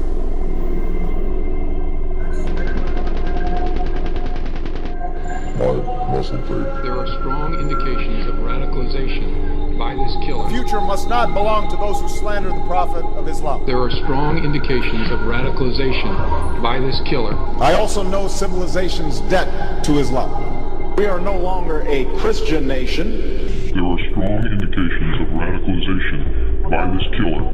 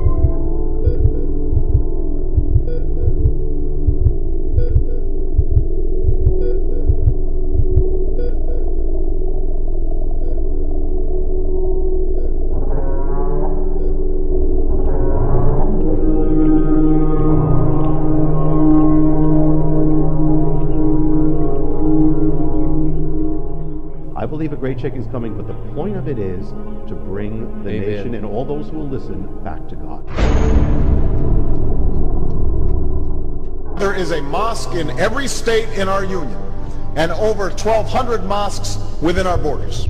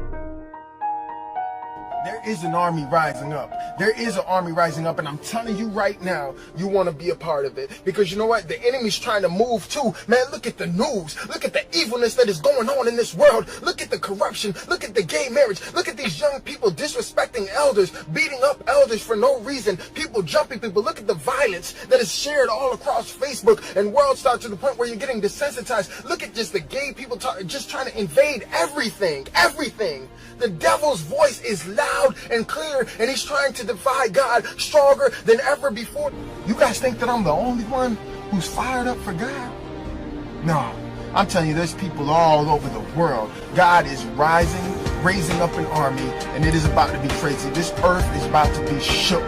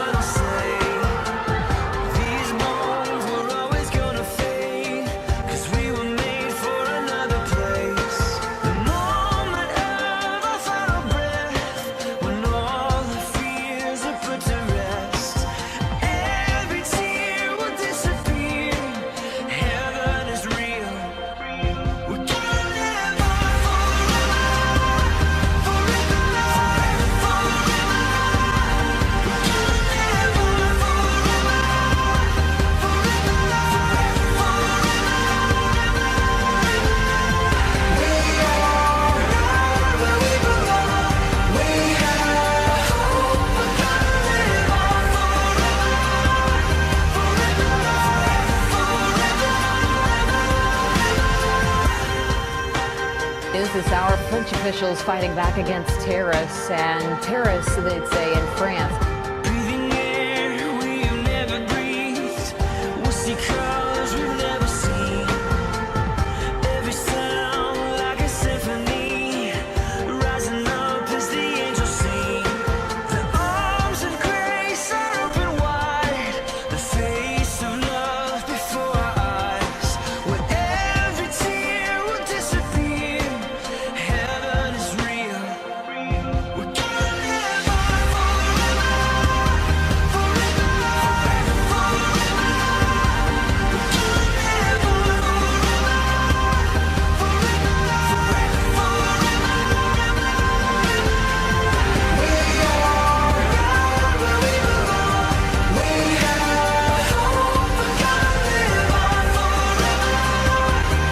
We're gonna live Our hearts have been set in motion for something more than we could ever imagine. There's so much more, there's so much more. Our hearts have been set in motion for something more than we could ever imagine. There's so much more, there's so much more.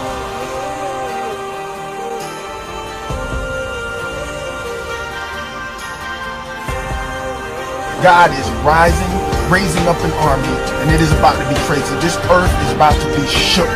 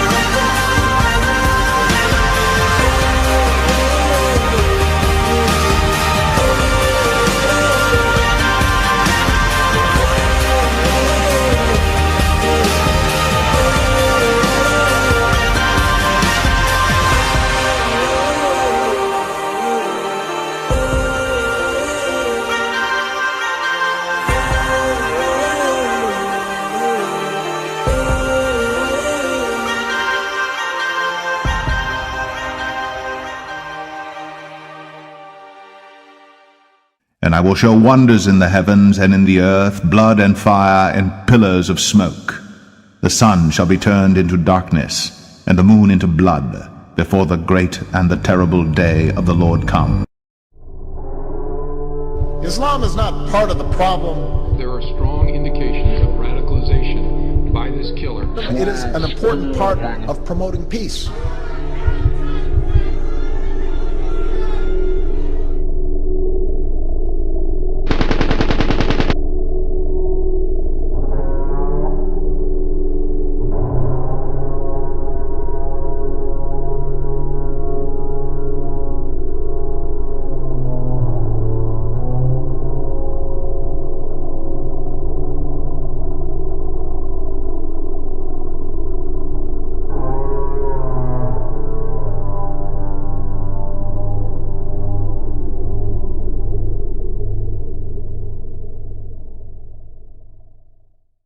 Peace on earth, casting crowns. And this is the barren land. Christ said, I came not to bring peace on earth. This false Christ, false Jesus, is the one that they want to bring so-called peace on earth, and it is a false peace.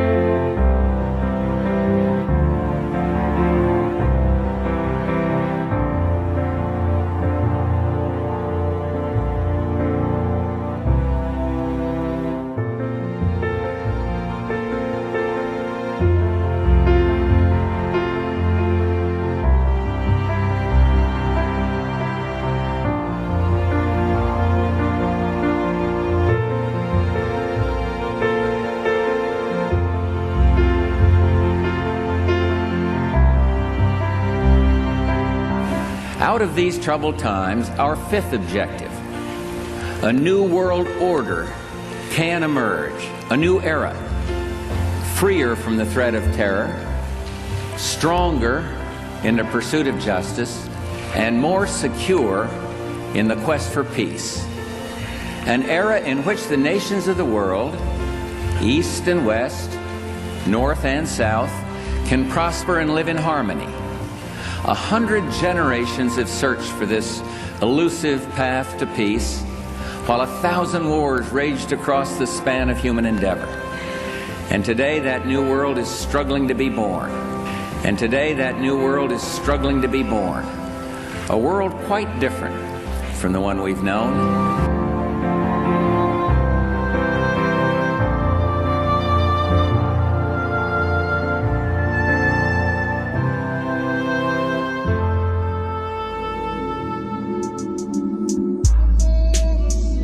It's quite simple. See, Jesus said, by the fruits you will know them. By the fruits you will know them.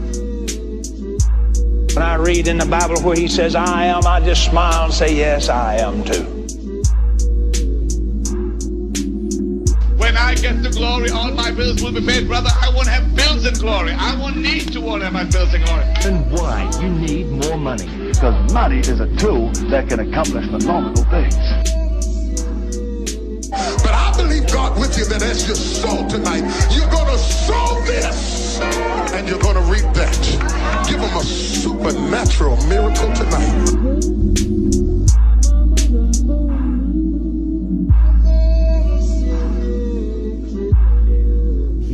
So just talking back to the barren land that we keep seeing in so many places, including Sinbad movie. They go into the gates of Tartarus and they go down, fall down into the pit, and they end up on the barren land with the mother goddess. And the rapture we keep seeing is the aperture of the camera from the barren land. I don't even know where the word rapture came from. That's something I need to look into, but I certainly know it isn't a biblical doctrine or term. And I've always been skeptical about the word rapture, but it's interesting that aperture is very, very similar. In fact, it's rapture when you put it, swap the letter around. And of course we see it's the camera lens, the shutter, in the sky, the spiral. And we keep seeing it over and over again, and that's the portal.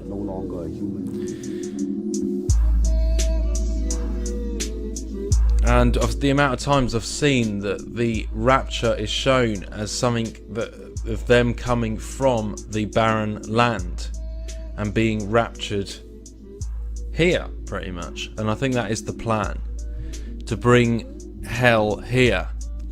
Now, when we talk about this barren land and the womb, just check out in the Proverbs of Solomon, chapter 30, verse 15 to 16. Skipping on, there are 3 things that are never satisfied, yea, 4 things say not, it is enough. The grave and the barren womb. The barren womb. The earth that is not filled with water. That's potentially talking about dry land right there. And the fire that saith not, it is enough. Now, this person left me a comment which was really great, and I'll just read it out. In Hebrew, it's stated as the womb and the mouth of hell. So the symbol is no more a symbol, but a fact for those who know the reality of hell. A womb which is never satisfied. And as I said before, what we're seeing on the screen these days is very vivid depictions of hellish things and things of the hell nature, the hell realm, the dimensions, and we are seeing it over and over again, shown to such explicitness. As I said, I have friends who have had dreams about things like this, and we are seeing those same things on the screen, and that is just incredibly, that's just a testimony to what we are seeing and what's manifesting and being shown at this time. Everything is being revealed, and this is what I believe hell could well be like. It is literally being stuck in the same thing and a loop. I've heard people's near-death experiences of hell where they describe it being a cube, and certainly Avicii in Buddhism describes it as that same thing. Brian Melvin died after being infected with cholera from drinking water. He describes how his soul was separated from his body and taken to hell. While in hell, his demon guide showed him miles of cubes, most of them containing the souls of people suffering their own personal hell for their deeds during their life on earth. And then that creature stuck its hand in this horizon, and he ripped it open like a veil, and he stepped out of it up onto this road, and he telling me to come, motioning me to come, so I did the same. I just went ahead, I got out, and next thing I knew, I was on a large, wide, dusty, flat road. I just came out of a cell, a cube. And in the walls are embedded peoples in cells. And he pointed to another cube, and in this cube I was looking at, there were people inside these cubes. Some were vacant, some people waiting for people to arrive like I did. There's this person in there, and I was just looking at them, and then it was showing me another person. Each person that was in their cube was like they were reliving parts of their life all over again, but and not in a very pleasant way. It's like a living nightmare. Just watch this. There you have the stone rolling away, and you see down into the womb. What the hell is this? When I was a kid, we had a piano that looked exactly like this. So they find out in this place that it's actually, they find things of their past in there. This piano was from his childhood, but it's all a loop. It's all torture in this way, and what they've done in life comes back to haunt them, etc. I used to play all the time. The A4 key was messed up. So you see how this is a representation of hell. What's going on? Just over and over again. It doesn't matter always even what order it's in. It's just showing the same thing over and over again. So it's the inscription over the gates of hell. and they were made to crawl on their bellies in the kingdom of darkness. You see here, the walls again are made of bodies. This is such a vivid depiction of hell. And he goes down the rabbit hole, and inside the belly of the beast, he sees that this place is literally lined, the walls are literally lined by bodies.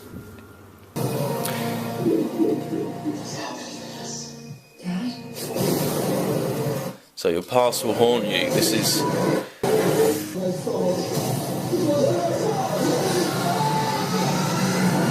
And this is what people want for entertainment, which I can't believe. Anyway, look at the name of the movie and look at the symbol they've used. All that I can say is, and the only reason I do these videos is because I know there is a true hope, there is a true bridge, a true Messiah for us to the Father. And that is all this is about.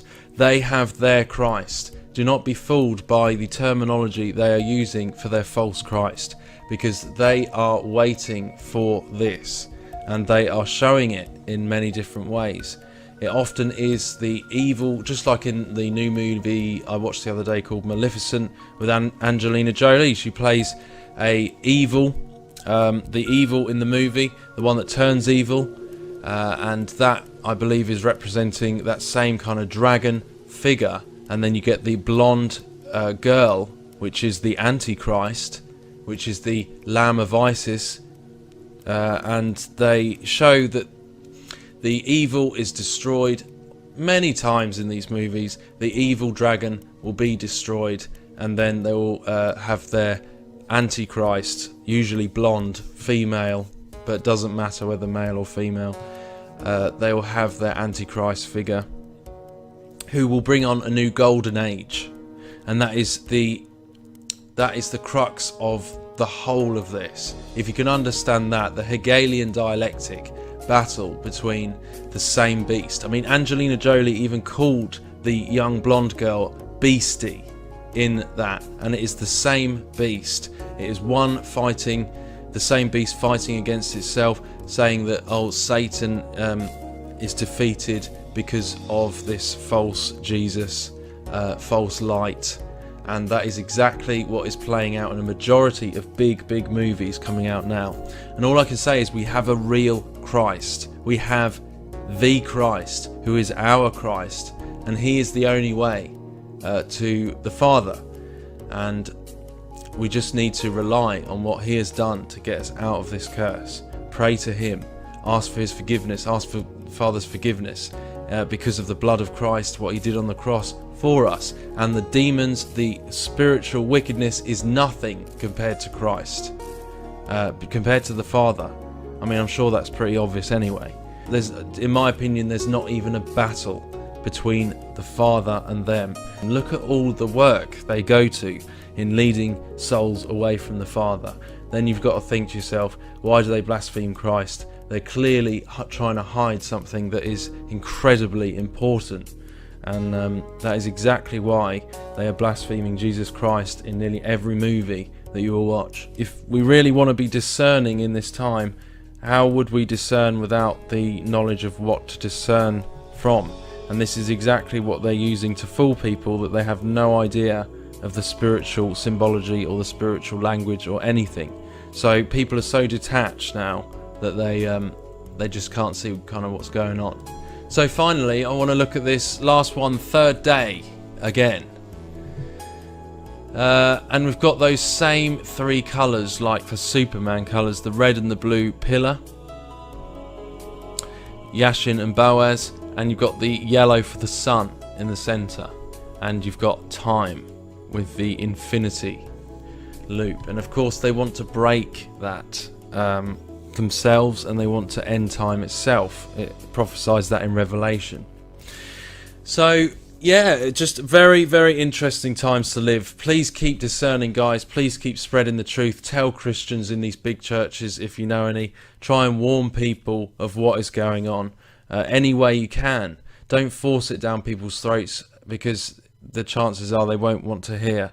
But do just little things, guys, and pray. I'd recommend certainly praying that people's eyes would be opened that you speak to, and that we might be able to share Christ like there's no tomorrow, because who knows when that will be.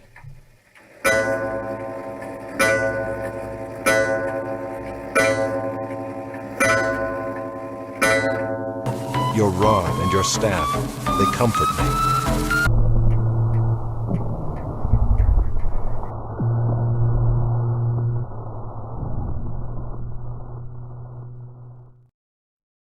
Once again, our world leaders, our national leaders are going to tremble. Their knees are going to smite one against the other. Their countenance is going to change. They're going to be astounded, greatly troubled. We are blind to these things. The handwriting is on the wall now.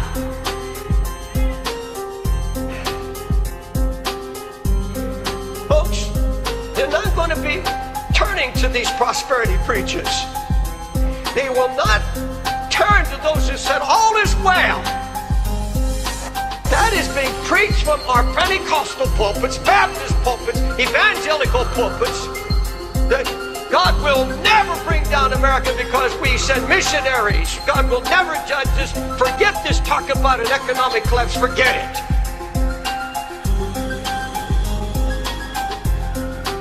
And they tell us that people don't want to hear preaching about sin anymore. They tell us that you have to be non-confrontational. There's a church in San Diego, a charismatic church, that advertises, I told you this ain't your mama's church. 15 minutes of singing, 15 minutes of lecture, and football scores during the service. Wait till the wall, his finger appears.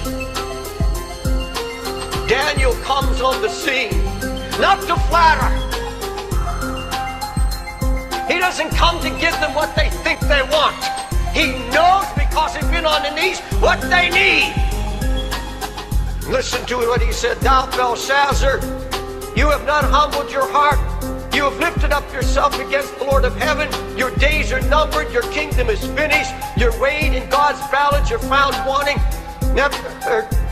Belshazzar, it's all over. He told it like it was. He told it unadulterated, untainted, and they loved it.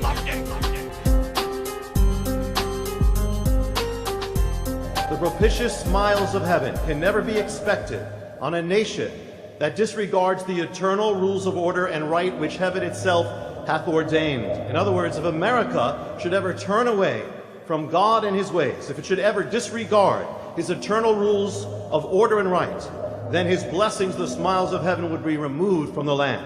It was an ancient warning. It had been given in Hebrew words by the prophets to the kingdom of Israel. But Israel turned away from God and disregarded his eternal rules of order and right. They drove God out of their government, out of their public squares, out of their culture, out of the lives of their children. They worshipped idols and served other gods. They celebrated immorality and they persecuted righteousness. They lifted up their children on the altars of foreign gods. And the blessings of God were removed from the land and replaced with judgment.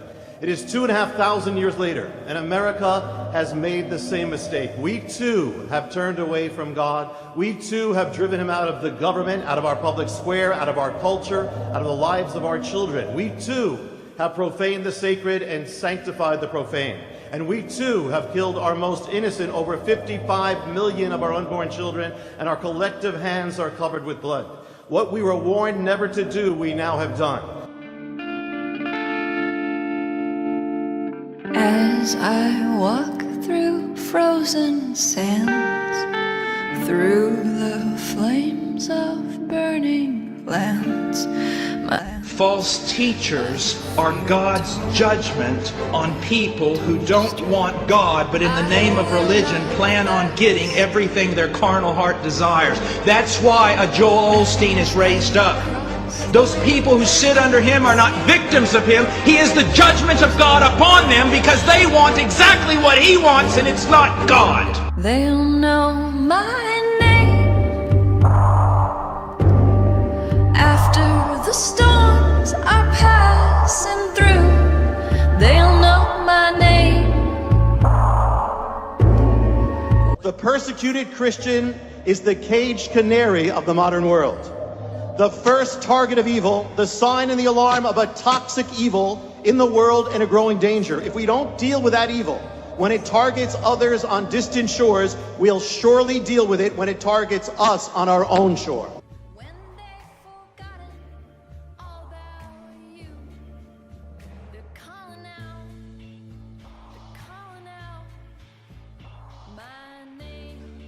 And you know, the enemy says, I will ascend and I will sit on the throne of God. They'll know my name after the storms are passing through.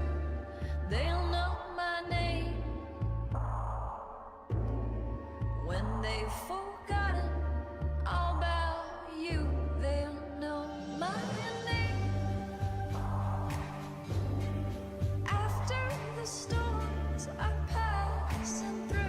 What is the rainbow? The rainbow is a sign of the mercy and judgment of God. It's another thing. And what is it? You know, it's saying, and what also is the rainbow? The colors. The rainbow, the Bible says, it's the colors that surround the throne of God.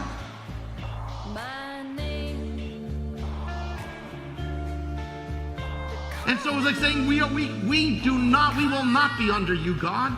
We will not bow down. We will not submit to your authority. We will do what we want with this.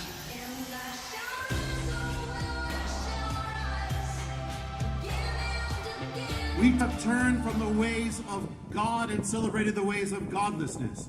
We have called what is evil good, and what is good we have called evil. We too have lifted up our most innocent and helpless and slaughtered them on the altars of our gods, the gods of our desires and our self-obsession. And our collective hands are now covered with the blood of millions. And as we have followed in the footsteps of Israel's apostasy, we cannot ignore the end to which those footsteps led, nor can we ignore the vision, the warning that was embedded in that same vision of the city on the hill. For it was also written this, if our hearts shall turn away, so that we will not obey, but shall be seduced and worship other gods, our pleasures and our prophets, and serve them, it is propounded unto us this day, we shall surely perish out of the good land which we pass over this sea to possess. But we have turned away, we have not obeyed, we have been seduced to worship other gods.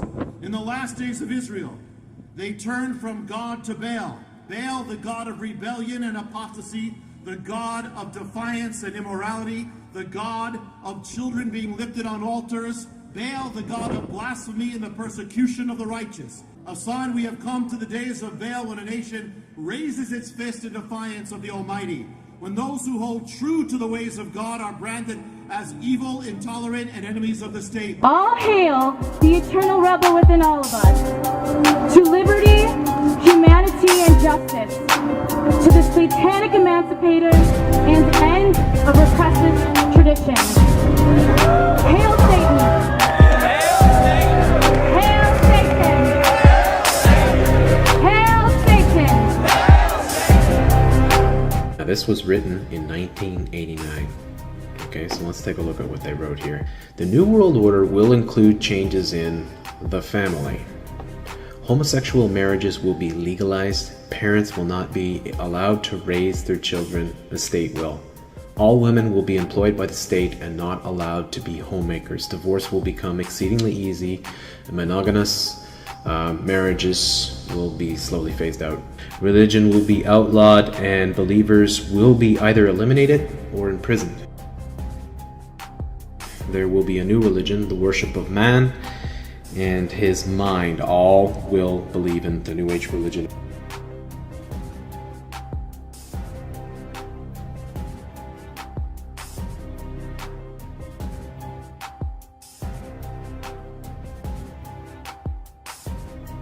Some people say what happened at this week's Kenai Peninsula Borough meeting was appalling.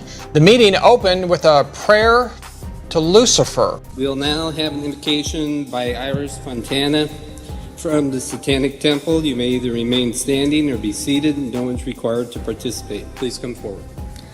Let us stand now, unbowed and unfettered by arcane doctrines born of fearful minds in darkened times. Let us embrace the Luciferian impulse to eat of the tree of knowledge and dissipate our blissful and comforting delusions of old.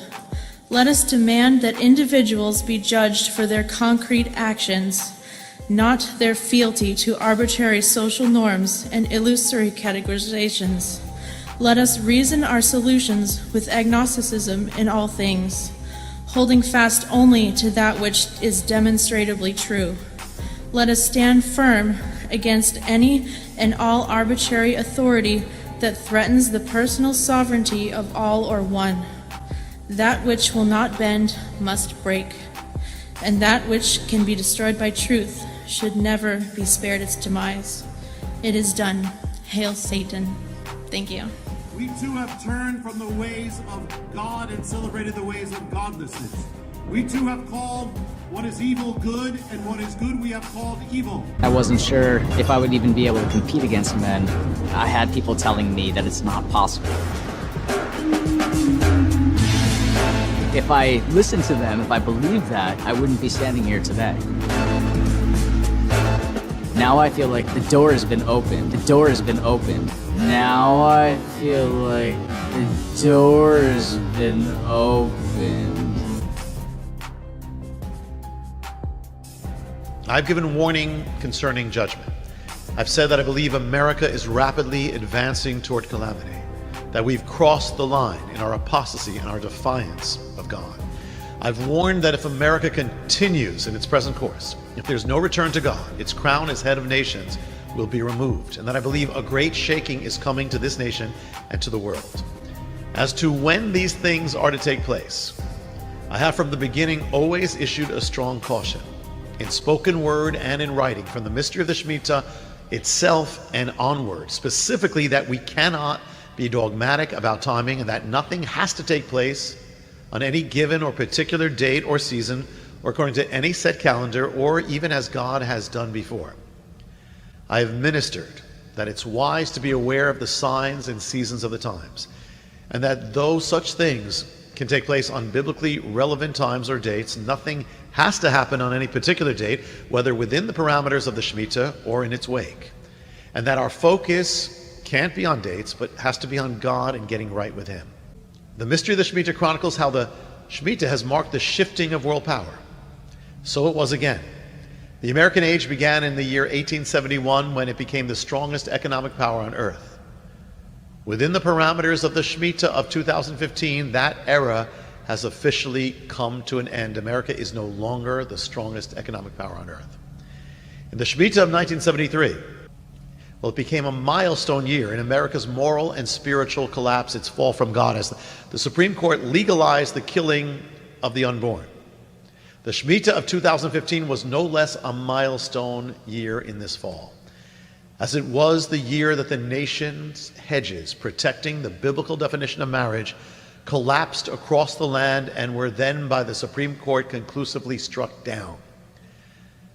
I've said that I believe it wisdom to be prepared, and that regardless of what happens or not, it's always wise to have essentials on hand, and yet that each needs to be led by the Lord in doing such things. For you who have done it, I believe you've been wise and are prepared and better off than you would have been otherwise. Regardless of what the future holds, it is a wise insurance that can always be used.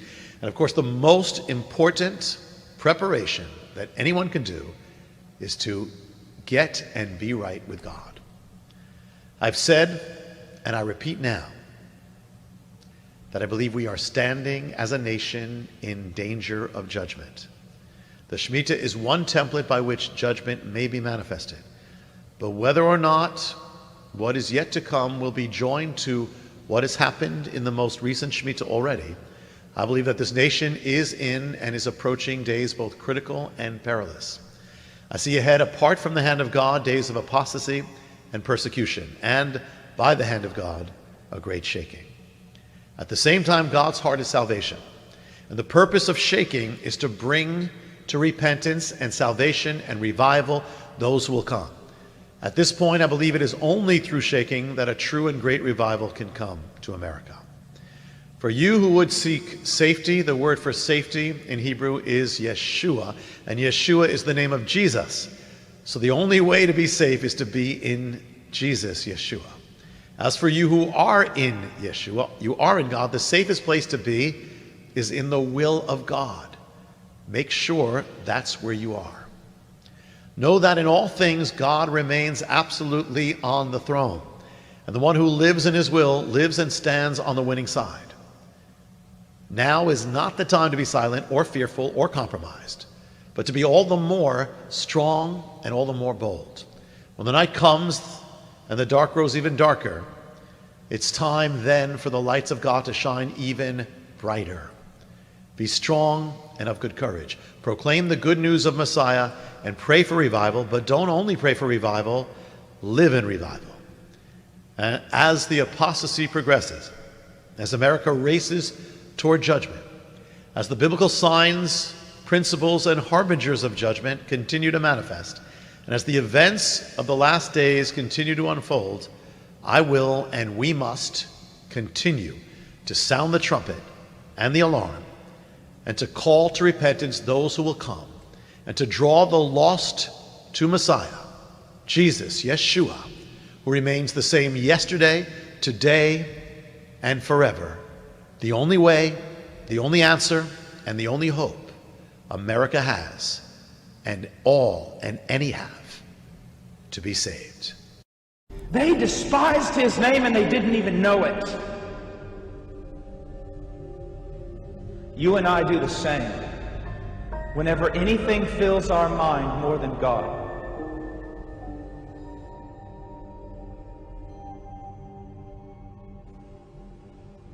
It's all about him. It's all about him.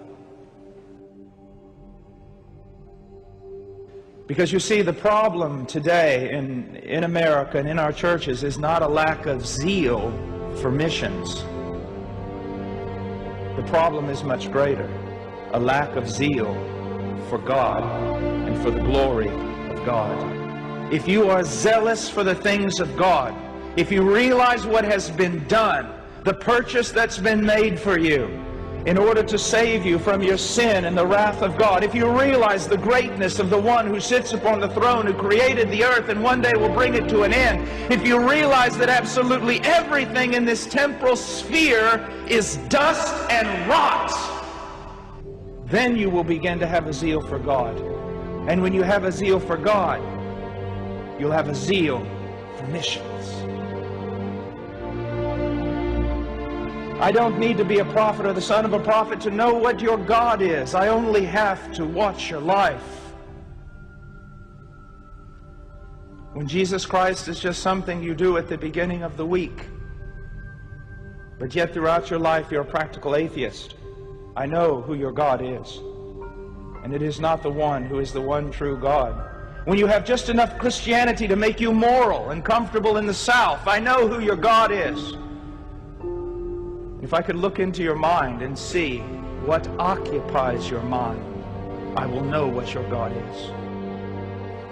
Everything you have, even if you are here today and you are the vilest and most wicked, God-hating man on the planet, if there is any good whatsoever in your life, it comes from the very one you hate. All the things that mean so much to you, only tell everyone one thing, oh, you priests who have been called to know him, how you despise his name. I'm not saying this to hurt you. I'm saying it because it's true. Were you as excited about this missions conference as you were the football game yesterday? We would never say the Lord's not number one. We would never say that this or that is more important than God. We would never say that. He says you say it, not with your mouth, but with your life.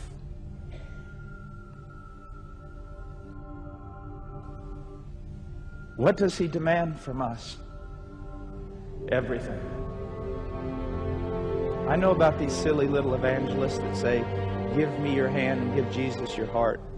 I know about these silly little preachers that say, come forward and pray this prayer, it'll only take 5 minutes. They're lying to you.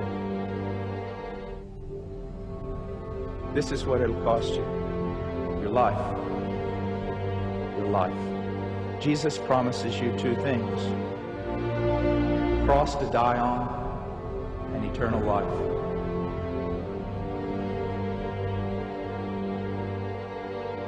He's everything, or he's nothing. The saddest place on the earth is the biblical South, where everyone has just enough of religion to send them straight to hell, to soothe their religious conscience, and not know that they're despising the Lord and that they have so many idols in their life that the Lord is not even first or second or third or fourth. It is not giving unto the Lord everything. Everything. What would you have me to do, O Lord? Teach me your ways, O Lord. Who do I have in heaven but thee? Who do I have on earth but thee? What am I but a speck of dust, breathing holy breath, if indeed you have converted me? So difficult is our salvation that only God can make it possible. Do you think he's a flu shot? I could talk to most Southern Baptists and talk to them about salvation. They'd say, don't worry about me. I done did that. You done did what? Well, I took care of that a long time ago. If you're not taking care of it today, you didn't take care of it a long time ago. The evidence that you repented unto salvation one time ago, a long time ago, is you are still repenting today and growing in repentance. The evidence that you truly believed unto salvation many years ago is that you're still believing today and even more. And the evidence that he changed your life is that he's still doing it. If he's not still doing it, he didn't do it to start off with. Deal with the fact that you are being confronted with a gospel that demands everything from you.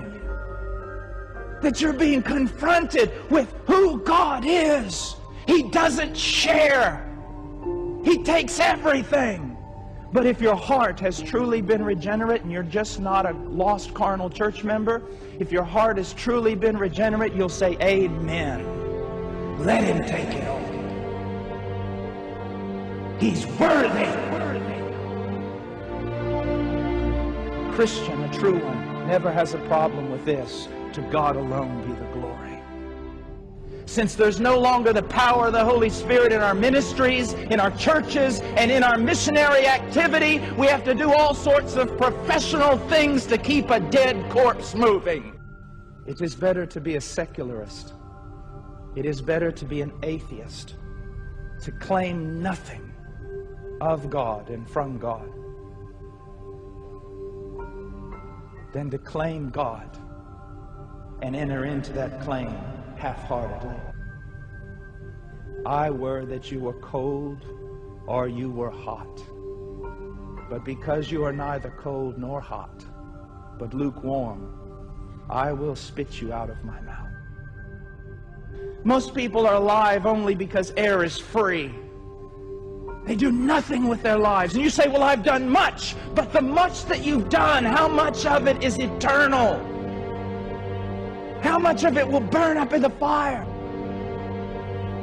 They said, Brother Paul, but I've never been able to offer just out of a pure heart. I've always battled with sin. I've always struggled. I want to be more. Even this morning when I was worshiping, I was struggling with thoughts that were deviant, that were not about God, and it was so difficult to worship. Do you mean God does not receive anything from me? From you, He receives much. Because by your own word, you're acknowledging, blessed are those who mourn, for they shall be comforted. Blessed are those who hunger and thirst for righteousness, for they shall be satisfied. With those types of words and with the breaking of your heart, you're showing that you truly belong to Him, that you want to be more for Him. But those of you who sat out there cold as a stone and had no problem with it, you're the ones that should be afraid.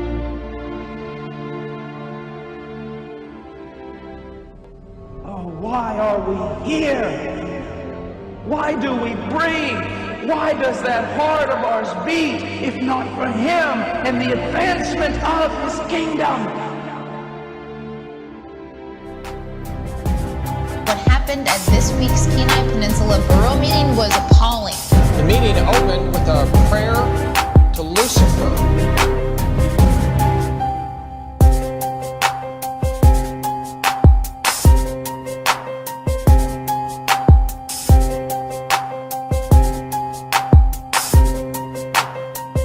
That which will not bend must break, and that which can be destroyed by truth should never be spared its demise. It is done. Hail Satan.